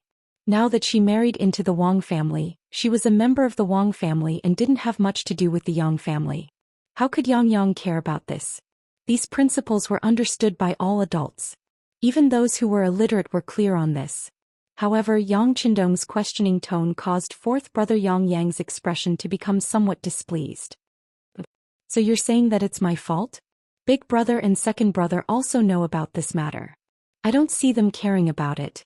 Also, if sixth brother can, then you should care about it for me to see. But don't say that I didn't warn you. If you really care about it, once it's reported to the authorities, I'm afraid you won't be able to bear the consequences. At that time, the one who will lose face will only be you. Enough. Since you don't dare to care, then don't say any sarcastic words. Later, sixth brother, I'll go care about it. Yang Qindong said with determination. He was someone from the future. If these rules were reasonable, he would naturally abide by them. But if they weren't, then sorry, to hell with it. Yang Qindong definitely had to care about it. With such strength, if he could ignore his own sister's suffering and couldn't even say a word, then what was the point of having such strength? What was the point of coming to Yang Qindong's body? Wouldn't that be letting down the heavens' favor to him? Sixth brother, you have to be careful. Don't be blinded by anger and do something wrong. Now that father isn't here, if something really happens, I'm afraid no one can help our Yang family. Fifth sister Yang Li and sixth sister Yang Qin both anxiously comforted him. They could see that their sixth brother was really angry this time. Yang Li regretted telling the truth. She thought that her sixth brother was educated and polite, so he should be cautious in doing things. She didn't expect him to have such a reckless personality. If she had known, she wouldn't have said it even if she was beaten to death. It's okay, fifth sister and sixth sister. I know what to do. Although Yang Qindong was a little angry, he wasn't unable to distinguish right from wrong. He knew that his sister was worried about him, so she said such words. Because of Yang Qindong's sudden change in attitude, and even questioned fourth brother Yang Yang, this made everyone's face become a little ugly. Originally, they were going to stay here for lunch, so everyone lost interest and found a reason to leave first. Leaving Yang Qindong alone in the main hall, his expression was very ugly. Young master, what's wrong with you? Is there something that has made you angry? Anger is harmful to the body. You must be open-minded when something happens. Xiaoyin walked in. Just now it was the Yang family's people who were talking. She was just a maid, so of course, it wasn't good for her to stay there, so she didn't know what happened. It's okay, Iner doesn't need to worry. Yang Qindong suppressed the anger in his heart and said to Xiao Yin with a smile. But then his tone changed and became extremely cold. He shouted outside the main hall, "Tiger's mane, get your ass in here for this young master." A figure suddenly appeared like a ghost. Tiger's mane half knelt on the ground with a plop. "Young master, please give your orders." Although he didn't know why the sixth young master was angry, Tiger's mane felt a murderous aura. He had already prepared himself. Once the young master said that he wanted to kill someone, he absolutely wouldn't blink an eye. "Go investigate that person called Wang Go and his mother, Madame Yen.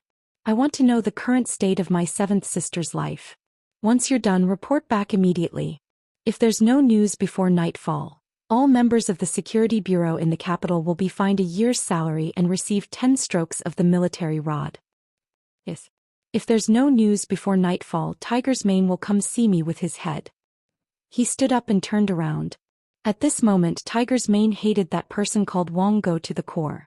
Only then did Xiao Yin know that the young master was annoyed by the matter of the Yang family's seventh sister. She hurriedly got up and walked behind Yang Qindong. She lightly patted his shoulder and said softly, "Sixth young master, is seventh young miss unhappy?" "It's not unhappy, it's very bad." Do you think a woman's life is so bitter that she has to follow her husband's lead after marrying into a man's family, without the slightest bit of opposition? Moreover, she has to share a man with several other women and she still has to smile happily. Can anyone really do that?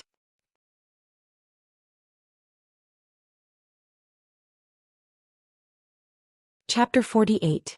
As Yang Qindong spoke, he thought about how in the modern society, men and women were said to be equal and women could hold up half the sky. But in reality, women were spoiled to the heavens. Things did not go well, they would be threatened with divorce.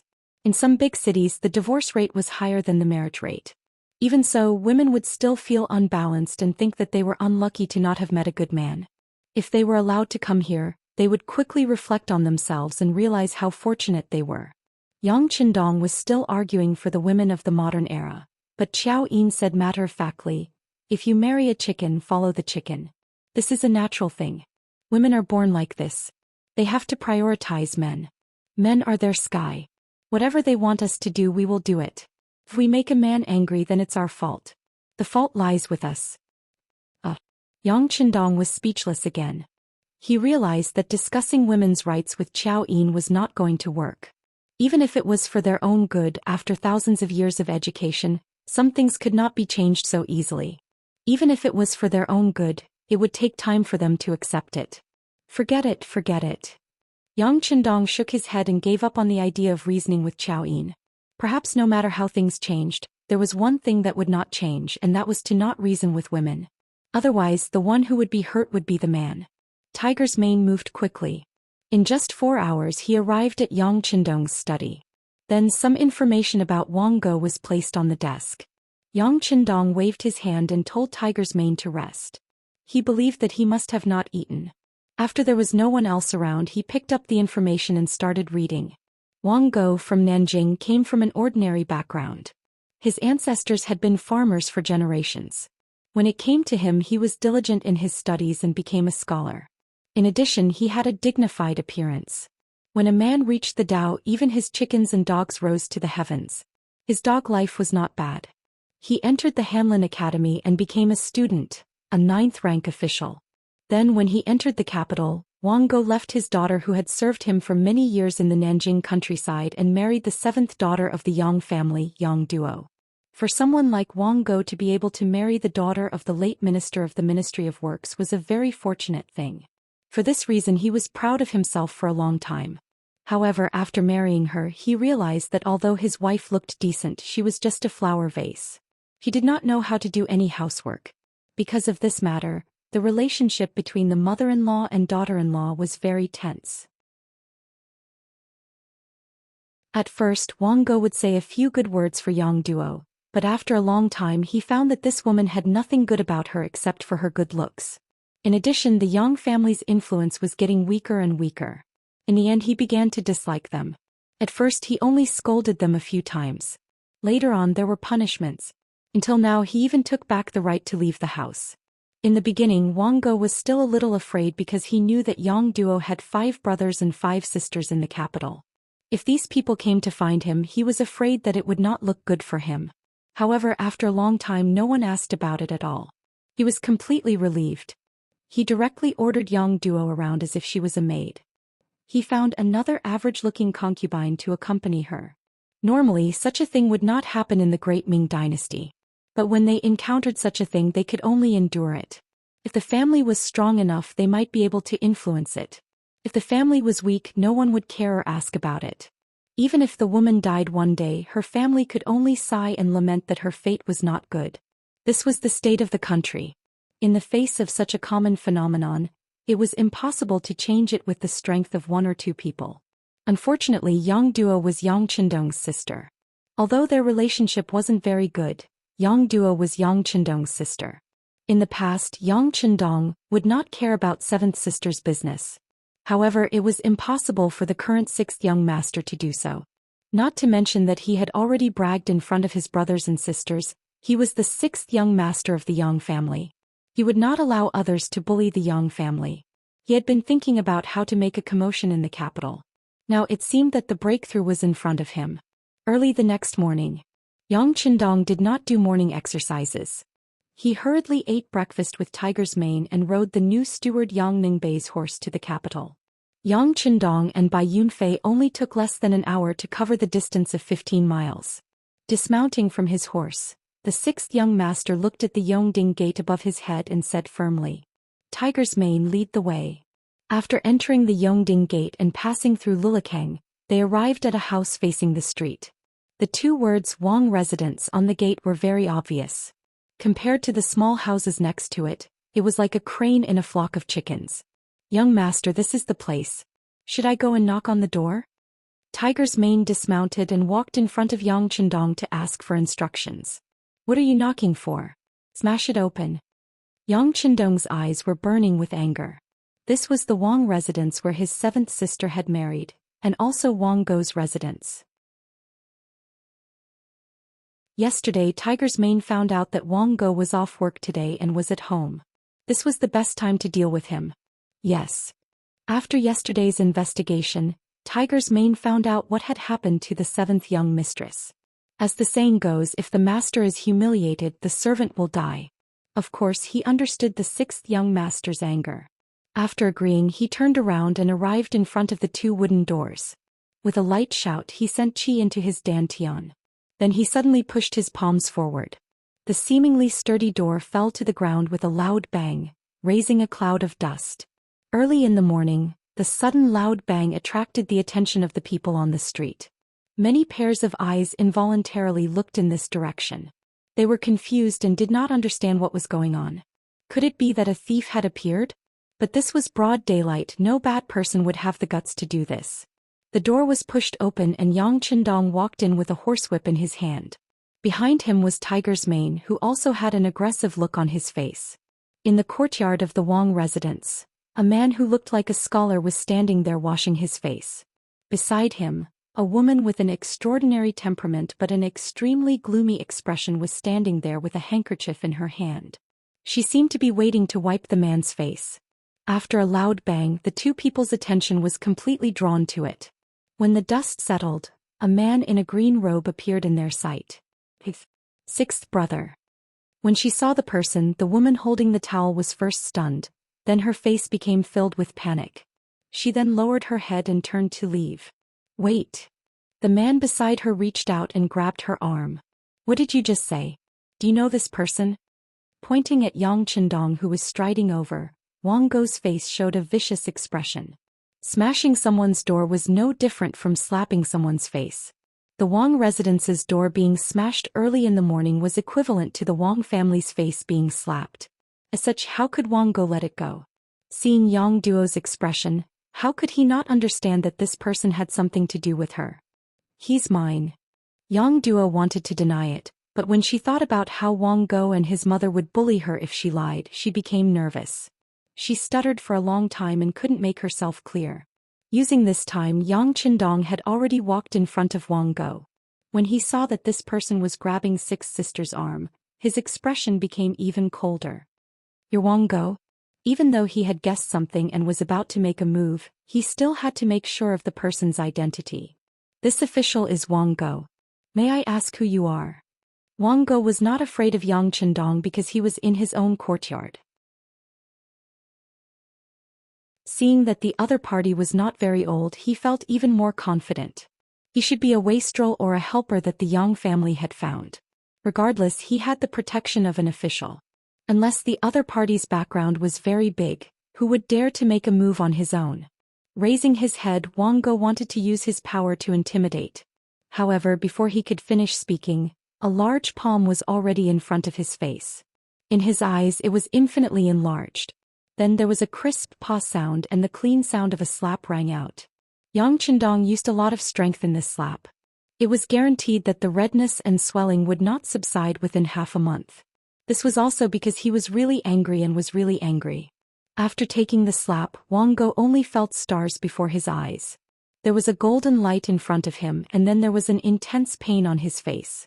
It seemed that something had fallen from his mouth. He instinctively reached out to catch it and 3 teeth fell into his hand with blood. At that moment he was so scared that he was about to cry. He muttered, "It's bleeding. My teeth fell out." As a person who only knew how to read books, a gentleman used his mouth and not his fists. When had he ever seen someone like Yang Qindong who hit without saying anything? Not to mention that he was not prepared. Even if he was prepared, seeing blood would cause his mind to be in chaos. Ah! Seeing her husband being hit by her younger brother, Yang Duo first cried out and covered her mouth. Then her face turned pale. She went forward and said in panic, "Sixth brother, how can you hurt him? He is an official. Before anyone notices, you should leave quickly." As she spoke, Yang Duo used all her strength to push Yang Qindong's body, wanting him to leave quickly. Who is it? Who dares to cause trouble in the Wang family?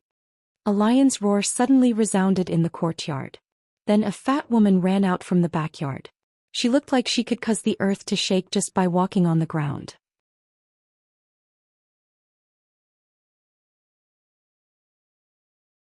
Chapter 49. Ah! When the old woman came to the front of the courtyard and saw Wang Gou's soulless appearance and the 3 bloody teeth in his hand, she immediately screamed like an ignited firecracker. Then she revealed a ruthless expression. "Thief, I'll fight it out with you." The old woman had some courage. As she spoke, she bumped her head over. It was clear that she wanted to perish together with the intruders. Scram. Tiger's mane had long been itching for a fight. However, without the 6th young master's order, he didn't dare to make a move. Now that the old woman had rushed over, how could he let the 6th young master do something like beating a woman? He stepped forward, lifted his leg and kicked. Under the powerful force, the old woman flew out with a plop. She flew a full 3 to 4 meters before landing on the ground. Tiger's mane didn't use too much strength in this kick. He also knew that today's matter was mainly to teach a lesson. He couldn't kill, otherwise the trouble wouldn't be small. But even so, this kick made Wang Gou's mother, Lady Yan, look extremely pained. After landing on the ground, she howled like a pig being slaughtered. "Ah, I killed someone, I killed someone." Sitting on the ground, Lady Yan endured the great pain from her body. Her hands continuously slapped the ground, completely looking like a shrew. "You still dare to scream? Whip her again." Yang Chendong looked at Lady Yan with disgust. Just now, when Yang Duo accidentally grabbed his arm, he saw that 6th sister's jade-like arm, which was originally as white as a lotus root, was now covered in bruises. If he guessed correctly, these should be marks left behind by forceful pinching. And most of them should be this old woman's doing. Even so, how could Yang Chendong spare her? He just whipped her again. If he could, he even wanted to directly kill her to vent his anger.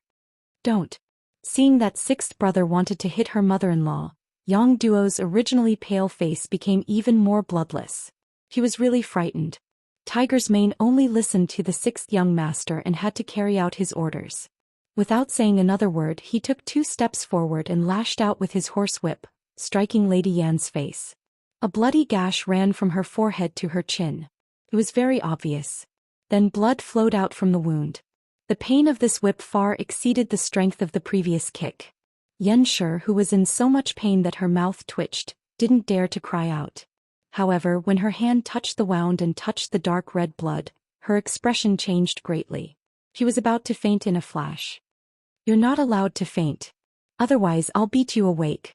Yang Chendong only beat them up as a means.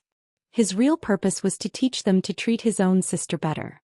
Before that, no one should even think about fainting or playing dumb. As expected, Lady Yan, whose head was about to tilt when she heard Yang Chendong's words, was immediately energized. She forced herself not to fall to the ground. It was said that evil people needed to be dealt with by evil people. These words sometimes made sense. Yang Chendong's series of actions when he entered the courtyard really scared Wang Gou and Lady Yan. Seeing the 2 of them calm down and looking at him with panicked eyes, Yang Chendong coldly snorted and said, "Listen well. This young master is Yang Chendong. I am the 6th young master of the Yang clan. Yang Duo is my sister. You actually dared to bully her. This is disrespect to our Yang clan. Today I'll teach you a lesson on behalf of my deceased parents. If you dare to treat my sister like this in the future, then next time, it won't be as simple as teaching you a lesson. Of course, you can choose not to believe me. However, I want to say that the consequences of trying are not something you can bear. After all, you only have one life." After coldly throwing down these words, Yang Chendong's expression turned. He looked at the trembling Yang Duo with a slightly more amiable expression. "7th older sister, they won't dare to treat you like this in the future. Otherwise, younger brother will beat them up again. Also, if 7th older sister doesn't want to live with him anymore, just tell younger brother. I'll have him divorce you." Harmonious separation meant divorce. This meant that both parties were willing. This way, if the woman wanted to marry in the future, her reputation wouldn't be damaged. It was fundamentally different from being a divorced wife. Originally, Yang Chendong wanted to directly take 7th older sister and leave. However, Qiao Yin said last night that a person's path had to be chosen by themselves. No one could make decisions for others. If the 6th young master really wanted to forcefully bring 7th young lady back, it was very likely that he would force a person to death. Yang Chendong didn't doubt the credibility of these words at all. This was because he knew that it was very likely to be the truth. This meant that the choice was in Yang Duo's hands. 6th younger brother. At this moment Yang Duo's eyes were already filled with tears. For so many years she had suffered so much, but no one in the Yang family cared about her. She knew that her family must have their own difficulties. After her parents passed away, the Yang family was already unable to protect themselves. Who could stand up for her? Who would stand up for her? But today sixth younger brother came. Not only did he come, but he also helped her vent her anger. At this moment she felt so satisfied and happy. At this point, even if she died immediately, it would be worth it. At the same time, she was also very worried that sixth younger brother would be involved in a lawsuit because of this matter. After all, Wang Go was also an official. Once reported, he would definitely be held responsible. Perhaps if she stayed and apologized properly, the Wang family would be less angry and sixth younger brother would be less guilty. Therefore she couldn't leave. Not only could she not leave, but she also had to persuade Yang Chendong to leave quickly. With such a big commotion here, the people from the 5 cities warden's office should be here soon. At that time, if she was caught, she wouldn't be able to leave even if she wanted to. At this moment, Yang Duo made a decision and said with incomparable certainty, "Sixth elder brother, you should leave quickly. Seventh elder sister thanks you for helping me vent my anger and letting me know that I am still a Yang family member. But you really caused trouble by hitting people. Leave quickly, leave this place. With father's connections in the past, he might be able to give you a lighter sentence." Yang Duo's words were sincere. At this time she was still thinking about Yang Chendong, which made him very touched. "It's okay, seventh elder sister, don't worry. If they want to sue, then let them. I will be fine. You have to believe in your sixth younger brother. Also, I will send people here to gather information. If something happens to seventh elder sister, I will let everyone in the Wang family die with her. At that time your sixth younger brother will really be doomed. If you want this result, then go ahead and seek death. Otherwise, stay here and your days will get better." Yang Chendong was very worried that seventh elder sister would do something that she would regret after he left, so he could only use this reason to threaten her. He believed that if he said this, even if it was for him, seventh elder sister would choose to live first and see the situation first. Hearing her sixth younger brother say that if something happened to her, the Wang family would be buried with her, at this moment she really believed it. She only felt that after not seeing him for a few years, her sixth younger brother had completely changed. He had changed so much that she couldn't recognize him. Naturally, she couldn't tell if he was lying to her. But what if it was true?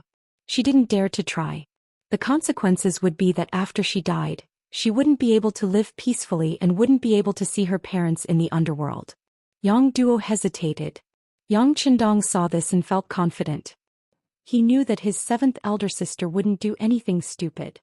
He immediately smiled and said, "Okay, seventh elder sister, sixth younger brother still has things to do. See you later." After speaking, Yang Chendong didn't look at Wang Go and Lady Yen, who were still stunned on the ground. He just turned around and walked out with Tiger's mane. He believed that the two of them must have heard his words. Before they took him down, they wouldn't have the courage to make a move on seventh elder sister because the consequences were not something they could bear. After beating them up and sending out the warning, Yang Chendong felt a burst of relief. After leaving the Wang residence, he saw the people of the 5 cities warden's office in the distance. They were wearing mandarin duck jackets and rushing over.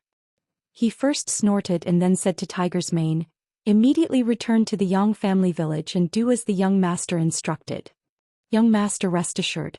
Young master, be careful." Tiger's mane promised and got on his horse and left first. Yang Chendong was left standing by his horse, waiting for the people of the 5 cities warden's office to come to his side and surround him. However, what was unknown to everyone was that the captain of the first group of guards, Chiovi, was watching from a distance with his 9 brothers.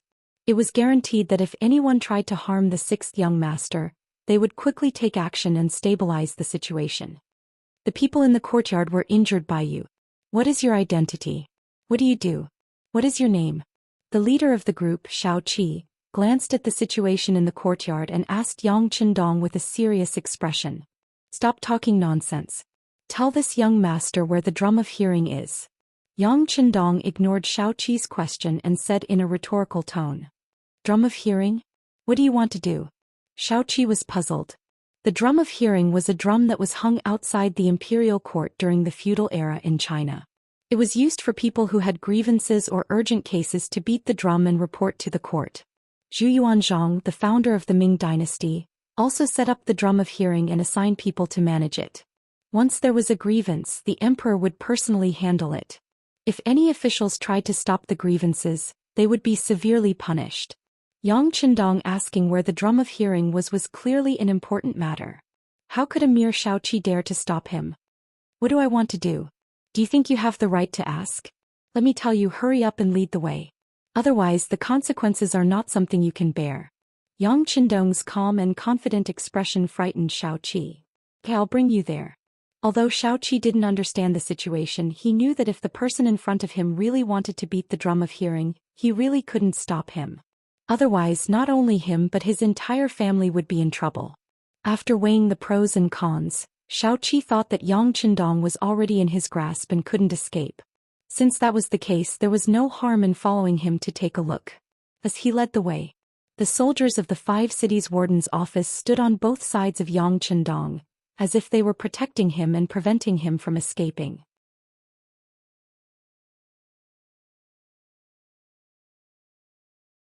Chapter 50. On the streets, this scene became a common sight. Many people who didn't know what was going on were wondering what was going on when they saw someone being escorted by soldiers of the 5 cities warden's office heading toward the imperial city. What was the identity of this young master? Yang Qindong didn't realize that he was committing a crime. As he walked through the streets of the capital, he looked left and right. This was the capital of the great Ming dynasty. How fortunate was he to be able to enter the capital and observe it closely. The group didn't travel very slowly. In just an hour they arrived at the drum outside the right gate of Chang'an. When a drum that was half the height of a person appeared in front of him, Yang Qindong dismounted from his horse and strode to the drum. Dong dong dong, he struck the drum 3 times in a row. The sound of the drum immediately spread far and wide and could be heard clearly even in the nearby imperial city. The flag officer originally wanted to see if Yang Qindong really dared to strike the drum. Unexpectedly, the other party didn't even hesitate before striking the drum. At that moment, the flag officer retreated a few steps. He had finally met a ruthless person today. However, this was the first time he had encountered a situation where the perpetrator wanted to cry out for justice. In the main hall of the imperial palace, a court session was underway. The Minister of War, Kuang Yi, was reporting on the case of Deng Maoqi's rebellion in Fujian. Reporting to Your Majesty, Deng Maoqi calls himself the Flattening King, and has already conquered more than 20 counties in Fujian. Most of the government's vaults have been plundered, and everything inside has been looted. Currently he is planning to move towards Zhejiang. This subject is certain that Your Majesty will send out an order to suppress the bandits. As the Minister of War, he hadn't been in a good mood recently. He had originally thought that Deng Maoqi was just a country bumpkin who had brought some commoners to cause trouble. All he needed to do was to mobilize the soldiers from the nearby guard posts. However, he had never imagined that the county government would be attacked several times in a row, causing the defensive line to collapse. This caused Deng Maoqi's momentum to grow and he seemed to be unstoppable. Of course, Kuang Yi didn't know that this was the doing of Leng Song's soldiers. He followed the ideology of robbing as many people as he could and used Deng Maoqi's name to take down several important counties. As a result, the defensive line that the soldiers had set up was broken, causing the flames of war to burn even more fiercely. They're just a bunch of foolish commoners. How could they cause such a huge incident? Zhu Xian, the lofty hero sex Zhu Xian, who was dressed in a golden dragon robe, was very puzzled. As he spoke, he looked at ceremony supervisor Wang Zhen, who was standing to the side. Wang Zhen's ability to read people's expressions was outstanding. After noticing Ying Zong's gaze, he asked, Minister Xie, did the nearby guards fail to dispatch troops and thus delay the opportunity? No, they did their best. Unfortunately, the bandits were too powerful and could not be stopped. Kuang Yi did not show the slightest disrespect just because Wang Zhen was the one asking the question. In fact, in the imperial court, it was not uncommon for Wang Zhen to ask questions on behalf of the emperor. As time passed, everyone naturally got used to it. Kuang Yi and Wang Zhen had always minded their own business. Even if their relationship wasn't good, it wasn't bad either. This ceremony supervisor didn't have any intention of framing Wang Zhen. Furthermore, he knew that internal chaos and instability in the imperial court was a taboo for the country. As such, he didn't dare to do anything at this time. He turned around and looked at Zong. Emperor, the foolish commoners have been tempted and don't believe in the emperor's authority. In my opinion, we should send troops to suppress the bandits. Good. Censor also has the same idea. Send Censor Zhang Kai, Marquis Ningyang Chen Mao, Liang Kuei, Chen Yu, and the others to lead 20,000 soldiers from the capital and 27,000 soldiers from Jiangsu and Zhejiang. Use the Mongolian and Hui elites to suppress them. Zong trusted Wang Zhen. Since he had said so, he didn't hesitate and sent out an imperial edict. The emperor is wise. Seeing that Zong had decided to send troops, all the officials knelt on the ground and praised him. Logically speaking, since things had reached this stage, Zong should have shown that he was a wise emperor and said, "Everyone is happy." In reality, he was about to say that, but suddenly 3 drum beats rang out. Even after entering the imperial court, they could still hear it clearly. This is the drum beating.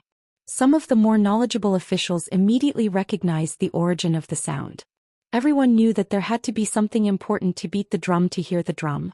As such, they hadn't heard the sound of the drum for many years. However, today it suddenly rang out, causing everyone's expression to tremble. They all wondered if something big had happened. Could it be that there was a rebellion? The officials all had faces of worry and panic. Only Zong's face was filled with joy. He had been the emperor for 13 years and had seen all kinds of things in the imperial court. However, this was the first time he had heard the sound of the drum. He couldn't help but be interested. Teacher, quickly send someone to see who is beating the drum. Bring that person over for me to see. Since the emperor had spoken, Wang Zhen didn't dare to disobey. He gave a look to one of his eunuchs and someone immediately rushed over. The pitiful group of old officials were still kneeling on the ground. Without an imperial decree, they didn't dare to stand up. In front of the drum beating, the 5 cities' warden's office and the embroidered uniform guards had surrounded Yang Chendong, who was wearing a long blue robe. The only difference was that Yang Chendong, who was surrounded, had a relaxed expression. From time to time, he would reach out to touch the edge of the drum beating, as if he wanted to see what material it was made of. On the other hand, the soldiers surrounding him were all very nervous. Town supervisor Hu Chongning was among the crowd. It was also a coincidence that he was on duty today. Originally, his attention was focused on the imperial court because no one knew what might happen. Perhaps some blind official would anger the emperor and be dragged out. At that time, the embroidered uniform guards would have to do the work. Things like this had often happened in the past. Today it was the complete opposite. Things didn't happen in the imperial palace, but in front of the drum beating. As soon as he heard the sound of the drum, he secretly knew that something bad had happened. He quickly rushed over with a few of his subordinates. Among them were the 2 subordinates that he had brought to Jianningfu last time.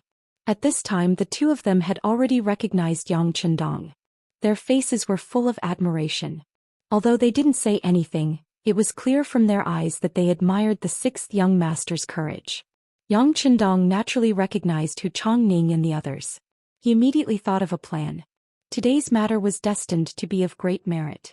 Since it was a favor at no cost, of course it would be best to give it to someone who was full of goodwill. Lord Hu, this official greets you. Yang Chendong stepped forward and cupped his hands in greeting in front of Hu Chongning. Governor Yang Chendong greets you. Hu Chongning couldn't figure out what Yang Chendong wanted to do. Could it be that he knew that he had caused trouble and wanted to worm his way into being friends? He had just heard from the flag officer of the 5 cities warden's office that this person was so daring that he went to Wang Go's house in broad daylight and beat him up. The imperial court had long made it clear that only the imperial power could punish an official. If anyone acted without permission, no matter what reason they had, they would be severely punished. This also meant that Yang Chendong was now a criminal official. What benefits would there be to be on good terms with such a person? If it were someone else, Hu Chongning would definitely speak righteously and speak in a businesslike manner. After all, who would want to have any relationship with a criminal official? But Yang Chendong was not someone else. Others might not know his daughter's thoughts, but how could Hu Chongning not know? If Hu Yen knew that the 6th young master had appeared in front of her father, But her father had ignored him and sent him to the imperial prison according to official business. Who knew how long she would ignore him? If that was the case, then the gains would not make up for the losses. Of course, the most important thing was that Hu Chongning did not think that Yang Chendong would do such a reckless thing. The two of them had interacted before, and the feeling that this person gave him was definitely not as impetuous as other young people.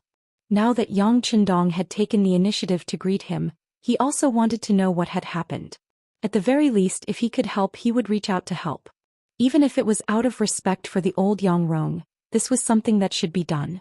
Governor Yang, do you know that you have committed a serious crime today? First, you beat up an official of the imperial court and then you beat the drum. What exactly do you want to do? When the two of them walked together, Hu Chongning lowered his voice and questioned with a displeased expression. Ah, Lord Hu, everything is wrongly accused. Yang Chendong's expression was one of crying injustice, as if he was the victim. What exactly is going on? Speak truthfully. Hu Chongning was also deceived by this expression. Of course, this was because he still did not understand the sixth young master. Once he interacted with him more in the future, he would understand what kind of person this person was. In the future, when he worked with him, he would be more careful. Yes, I do not dare to deceive Lord Hu. The matter is like this. Yang Chendong's honest appearance was somewhat pitiful. This lowly official arrived at the capital yesterday and went directly to the Yang family manor 15 li south of the city. As soon as I entered the manor, I did not care about the fatigue of the carriage and immediately went to the manor. When I saw this auspicious event, I could not help but want to report it to His Majesty and the imperial court. However, because the city gates were already closed, I could not enter, so I had no choice but to stay in the manor and wait for daybreak. As such, I tossed and turned all night, unable to sleep. As soon as the sun rose, I rode into the city. As he spoke, Yang Chendong's body swayed as if he really did not have a good rest. As he fell, he was leaning towards Hu Zhongning's side. The honest lord Hu reflexively reached out his hand to support him and caught him in the act. Leaning on Hu Chongning's shoulder, Yang Chendong acted as if he was feeling better and continued. After entering the city, this lowly official realized that as a mere 9th-level official, how could I have the opportunity to meet His Majesty? While thinking with furrowed brows, I unknowingly arrived outside Lilikang. Coincidentally, I saw 7th sister here. I originally wanted to go forward and ask where the drum of hearing was. This was probably the only way for this lowly official to meet His Majesty. Who would have thought that my 7th brother-in-law would not ask about right and wrong and indiscriminately try to remove me from my post? If it was any other time, this lowly official would have tolerated it. Who told him to be my 7th brother-in-law? However, when I remembered that I still had an important matter to report to the emperor, in a moment of desperation, I pushed Wang Go with the back of my hand. Unexpectedly, his body was actually so weak that he fell after being pushed by me. In his anger and shame, he wanted to fight me with his life. At that time, his eyes were all red. This lowly official saw that he had clearly gone mad and slapped him, wanting to wake him up. However, who would have thought that Wang Go's mother would arrive at the same time and misunderstand this lowly official and try to fight me with her? Her eyes were also red. In order to protect this lowly official's servant raised his hand and gave her a horsewhip, waking her up.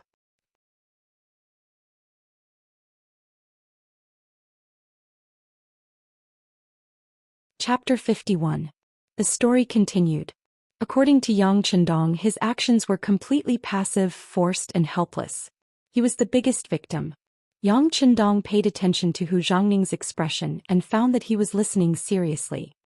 He smiled and continued. After waking the woman up, this lowly official wanted to go up and apologize. Who would have thought that the soldiers of the 5 cities warden's office would arrive?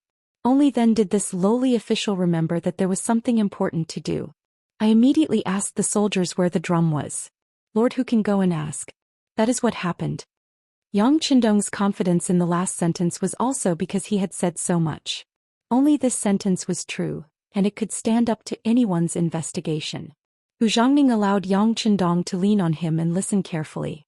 When there was no more movement, he made an inference about the entire matter and concluded that the words were not true. What kind of coincidence was it that he came to 7th sister's door? The capital was so big, how could there be such a coincidence? It must have been premeditated long ago. But the crux of the matter was not here, but the auspicious matter that Yang Qindong spoke of. What kind of matter could make the sixth young master of the Yang family so fearless and dare to openly beat up an official of the court? Hu Zhongning still remembered Beta Persei's skills very clearly. If Yang Qindong only wanted to take revenge on Wang Go for mistreating his seventh sister, he only needed to send this person in the middle of the night. That way no one would know. But he did not. Instead he chose to do it openly, choosing to let everyone know. Could it be that Yang Qindong did not understand the laws of the great Ming dynasty? Hu Zhongning did not believe this. How could such a smart person not know something that even the common people knew? But he still did it. It could only be said that he was very confident in his heart. But what was this confidence? Hu Zhongning could not think of it, let alone guess. He tilted his head to look at Yang Qindong, wanting to ask him clearly. Lord Hu, you don't need to ask me. This lowly official wouldn't dare to boast about such an auspicious item. Now you only need to go to the palace and tell His Majesty the memorials that this official has just told you. When the time comes, you will naturally have a share of the credit. Yang Qindong chuckled. It was at this moment that he noticed a few eunuchs approaching from the corner of his eye. He hurriedly lowered his head and said, Lord Hu, please go quickly. If the eunuchs snatch the credit at night, it won't be good. Hu Zhongning naturally noticed the eunuch coming from afar and understood the meaning of Yang Qindong's words. He nodded and said, All right, I will believe you this time. But remember, if you dare to lie to me, I will not let you off easily. Don't worry, Yang Qindong replied with a grin as he patted Hu Zhongning's shoulder. No matter what, Hu Zhongning was a man in his 40s. To be patted on the shoulder by a young man who was not even 20 years old, he couldn't help but feel angry. He wanted to vent his anger. Lord Hu, please go quickly. Otherwise there won't be time for you to perform meritorious deeds. Yang Qindong had already expected this outcome and urged him repeatedly. As expected, once he said this, Hu Zhongning could only suppress the idea of settling the score with Yang Qindong. He turned around and quickly rushed into the palace. But on the way he was still thinking that if Yang Qindong dared to trick him, he would not let him off easily. But on the other hand, there was no need for him to trick him. After all, he had gone to Jianing to pay respects to old Master Yang and old Madam Yang. Just based on this, there was no need for him to trick him. Before the beating of the drum, Hu Zhongning had just left when 3 eunuchs came over. The leader of the eunuchs held a horsetail whisk in his hand, his face pale. Before the eunuchs could steady themselves, a hoarse voice sounded. Who beat the drum? In reply to eunuch, it was this official, Governor Yang Qindong of Jianing Prefecture.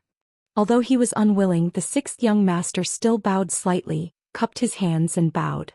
Then he straightened his back. Why did you beat the drum? Is there a grievance? The eunuch instinctively thought that the person who beat the drum had been wronged, and it should be quite a big grievance. Otherwise, why would he dare to do such a big thing? Oh. Yang Qindong shook his head. Then what is it? The eunuch was somewhat displeased. He was unhappy that Yang Qindong was not tactful. In his opinion, since he was here, the other party should take the initiative to answer the question, instead of answering every time he asked a question. How could this eunuch know that Yang Qindong did not have a good impression of these eunuchs? Who knew how many loyal and wise officials had been ruined by these eunuchs? Just now he bowed because he was forced by the situation. It was already the biggest concession he could make. Now how could he give the other party too much face? Of course it's a big matter, and such a big matter can only be told to the current emperor. Yang Qindong straightened his neck, looking like he would not speak until he saw the main person. How dare you? Seeing that Yang Qindong was so arrogant and still acting like this in front of the eunuch leader glared and said angrily. Yang Qindong was not frightened by the eunuch's words at all. Instead he shook his head and said, I have already asked Sir Hu Zhongning to report this matter to the emperor and the officials. If this eunuch feels that his status is high enough and stable enough to be higher than Eunuch Wang, then you can arrest this official and put me in prison. However, you must think clearly about the consequences. The eunuch was not afraid of Yang Qindong's threats at all. He was a eunuch and had a powerful group of eunuchs as his backing. He was not afraid of things. However, the mention of Eunuch Wang had truly frightened him. Eunuchs were not afraid of civil and military officials because they all had to listen to the emperor. However, they were afraid of eunuchs. This was because the methods of these eunuchs could often get things done without imperial authority. This was what made them terrifying. Moreover, the surname Wang was a common surname. There were countless eunuch Wangs in the palace. If one of them was in power, wouldn't he be at a disadvantage? Thinking that it was better to be safe than sorry, the eunuch spoke with some caution. May I know who this eunuch Wang you are talking about is? Of course it's eunuch Wang of the ceremony directorate. Yang Qindong knew that the eunuch would ask this question and had been waiting for it. When he spoke of this, he did not even pant. After all, Yang Qindong still had 20% of Wang Zhen's shares in the company. That was a lot of money. As long as he used his name, it should be fine. A person's reputation was like the shadow of a tree. When Wang Zhen's name was reported, the eunuch's expression changed as he suddenly thought of something. What did this official say you were called? This official is Yang Qindong, governor of Jianing Prefecture. Oh, so it's 6th young master. So it's official Yang. Sorry for the disrespect. In the blink of an eye, the eunuch's expression changed again and again. He went from being furious to smiling like a flower. This speed of change was enough for him to be an actor and had the potential to become a superstar. It was obvious that the eunuch had already remembered Yang Qindong's identity after a short while. During this period of time in the palace, he had heard a lot about the 6th young master. The 3 mirrors in the palace were all his methods. It was just that because Jianing was too far away from the capital, no one thought about it for a while. Now that he knew Yang Qindong's identity, the eunuch's attitude immediately changed and his face was full of smiles. Official Yang, may I know why you are beating the drum today? Since the eunuch's attitude had changed, Yang Qindong did not put on airs. He immediately moved his head closer and whispered, something good. Something good? The eunuch leader asked in surprise. Yes, something very good. I'll have to trouble you to lead the way. Yang Qindong returned to his smiling self. As he spoke, he handed over a bag of things. Out of habit, the eunuch leader reached out to take it and measured it with his hand. However, he felt that it was not heavy at all. His face could not help but tense up again. If it was not silver, then what was it? Before the eunuch leader could ask anything, Yang Qindong took the initiative to say, this is called a diaper. It can be used to clean the crotch area and ensure that no foreign matter will come out at any time. Oh yes, this is a one-time use item. It won't be used for long. If you need it in the future, you can send someone to get it from me. But may I know your name? Hearing that it was a cleansing item, the eunuch leader was first shocked, then delighted. It was not for any other reason. It was because eunuchs did not have that thing. It was often difficult for them to resist the urge to defecate and a strange smell would come out. Usually it was fine, but once they worked in front of the emperor would feel it and loathe them. Often they would lose their lives. Now that there was something that could help solve this problem, how could he not be delighted? Our ceremony supervisor is Mao Mu. His position is low and he only occasionally works in front of the emperor. Oh yes, does official Yang's item really have a miraculous effect? Of course. Eunuch Mao, feel free to use it. If I deceive you, you can make things difficult for me afterwards, Yang Qindong said confidently. He had asked Zhou Hua's garment factory to make this item. It had been used on dozens of infants. It had no problem covering their bowels, let alone a lowly eunuch. After knowing that Mao Mu was the ceremony supervisor, Yang Qindong wanted to make friends with him. According to the ceremony supervisor system, besides Wang Zhen, there was also the admiral, head seal, penkeeper, and finally the ceremony supervisor. However, the lower the rank, the easier it was to make friends with him. If they really became friends, it would be like having a spy in the palace. It would make many things more convenient in the future. The man was in love and the woman was in love. Yang Qindong and Mao Mu both wanted to make friends with each other, so the two of them chatted enthusiastically. Yang Qindong even suggested to Mao Mu that he use the diapers first. If the effect was good, he could send someone to the Yang clan manor to get it. Afterwards he could give it to eunuch Wang Zhen and a few other eunuchs. It would be a great service.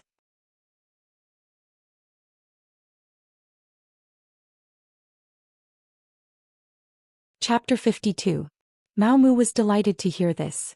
Although he held a post in the ceremony directorate, there was still a gap of several levels between them. Wang Zhen was such a lofty figure that it was not up to him to offer filial piety. Even if he had the chance, he would not be able to offer anything good. But with Yang Qindong's support, things were completely different. With this good thing, currying favor and improving their relationship was just a matter of minutes. It only took a short while for them to go from being unhappy to now being as close as one.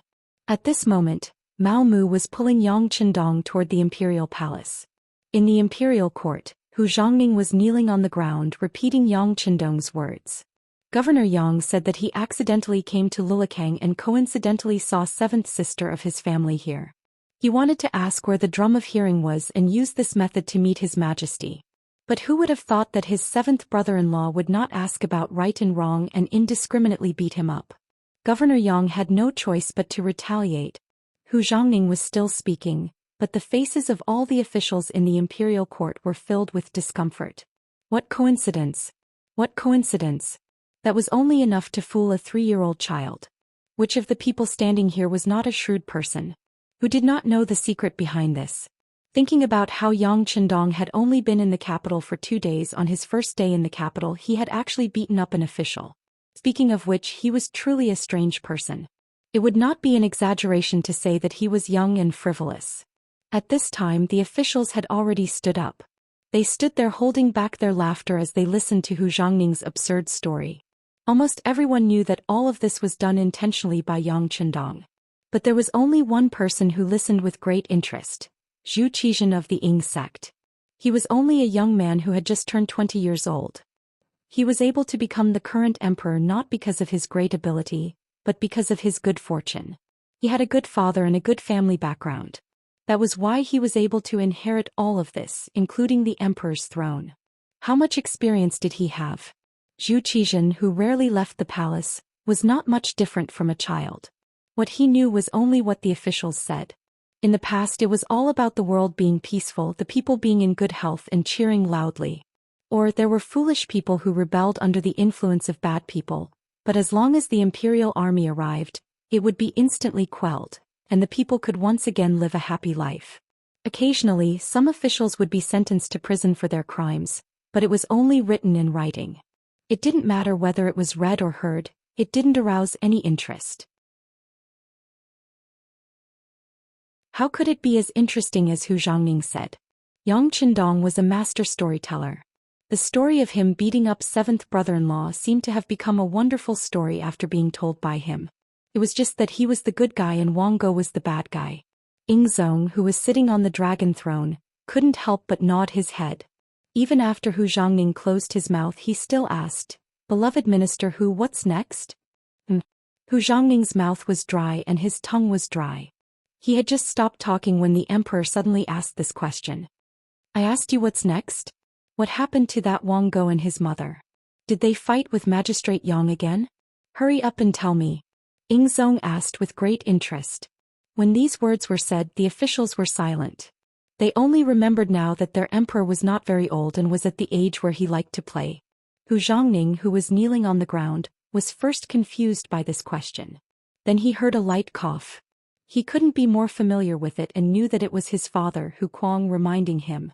He immediately kowtowed to the ground and said, replying to the emperor, Magistrate Yang was concerned about this matter and did not tangle with Wang Go's family. Instead he used the arrival of the 5 cities warden's office to ask where the drums were.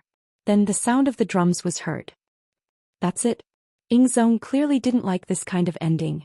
However, when he noticed that the other officials, including his teacher Wang Zhen, all had stupefied expressions, he remembered that this was the imperial court and not his teacher telling him a story in private. He straightened his body and said, Magistrate Yang wanted to present a sign of good fortune. For this he did not care about the fatigue of traveling. His actions are praiseworthy. As for the matter of accidentally entering Wang Go's family, it is indeed a matter of fate. I don't think there is any need to look into it. The emperor is wise. Immediately the crowd kneeled on the ground again and shouted, Long live the emperor. Who is Wang Go? Probably not many people in the imperial court knew. Although Yang Qindong was also young, his name was already well known. Last time Wang Zhen had even said good things about him. Furthermore, he had been recommended by the Minister of Personnel Wang Zhi. How many people didn't know about him? Not to mention the reason why Yang Qindong dared to sound the drums was probably because something good was going to happen. At this time, who would argue with the 6th young master? Most of them were interested in the so-called good fortune. If a small Hanlin Academy official was beaten, then so be it. Fortunately, It was an official beating an official and not a commoner beating an official. This was not considered a slap to the faces of the officials. Seeing the crowd praise the emperor, Ingzong's mood was also good.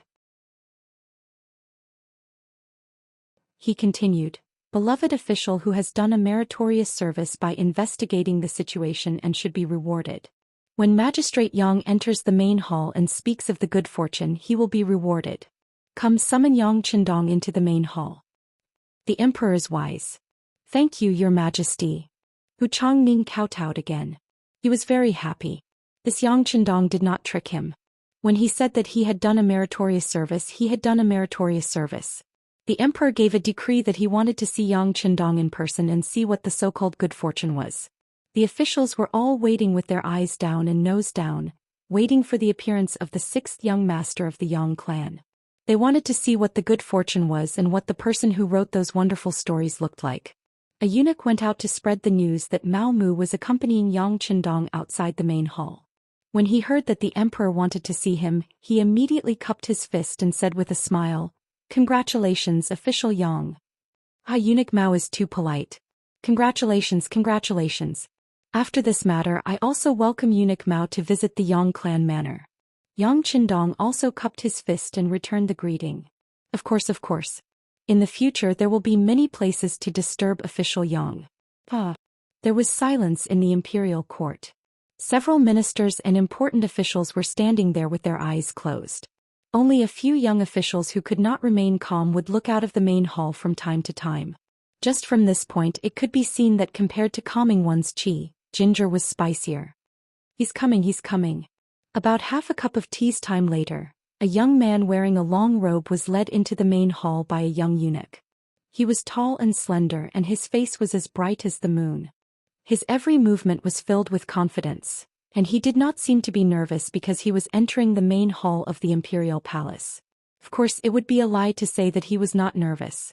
No matter what, this was Yang Qindong's first time entering the imperial palace. However, he adjusted his breathing very well so that his face maintained a calm appearance that others would think it was. After entering the hall, he strode forward. When he was 20 steps away from the throne, he stood still. Then he knelt on the ground and said, "Governor Yang Qindong of Jianing Prefecture pays his respects to the emperor. Long live the emperor. Minister Yang, please rise." Ingzong's face was full of curiosity. He had read the legend of the Condor heroes Shao Li's flying dagger and the smiling, proud wanderer. He was attracted by the wonderful content, and now that he finally saw the author he could not help but be curious. Yang Qindong said, "Thank you, your majesty." Then he stood up and looked at Zhou Xian, who was sitting on the dragon throne. He felt that Zhou Xian was young and a bit handsome.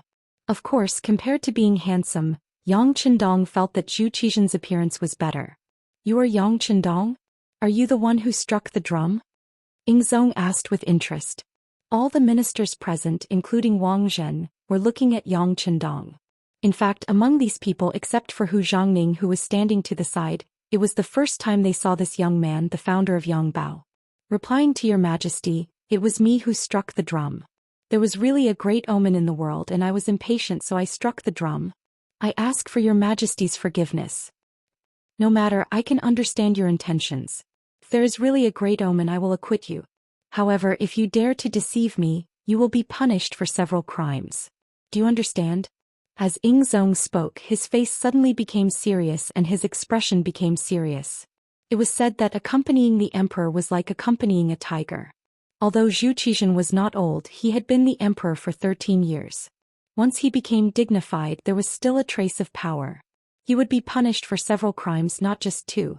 It could be seen that Ingzong had included the matter of Yang Qindong beating Wang Go and his mother. It could be seen that Zhou Xian was not muddle-headed.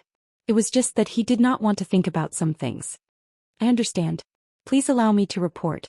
Yang Qindong did not feel the slightest bit of fear because of the emperor's words, because what he was about to report was indeed an auspicious omen. Its influence could even be passed down through the ages, could shock the world and would benefit millions of people. With so much influence in use, Yang Qindong was naturally full of confidence. Good, beloved Minister Yang, please speak.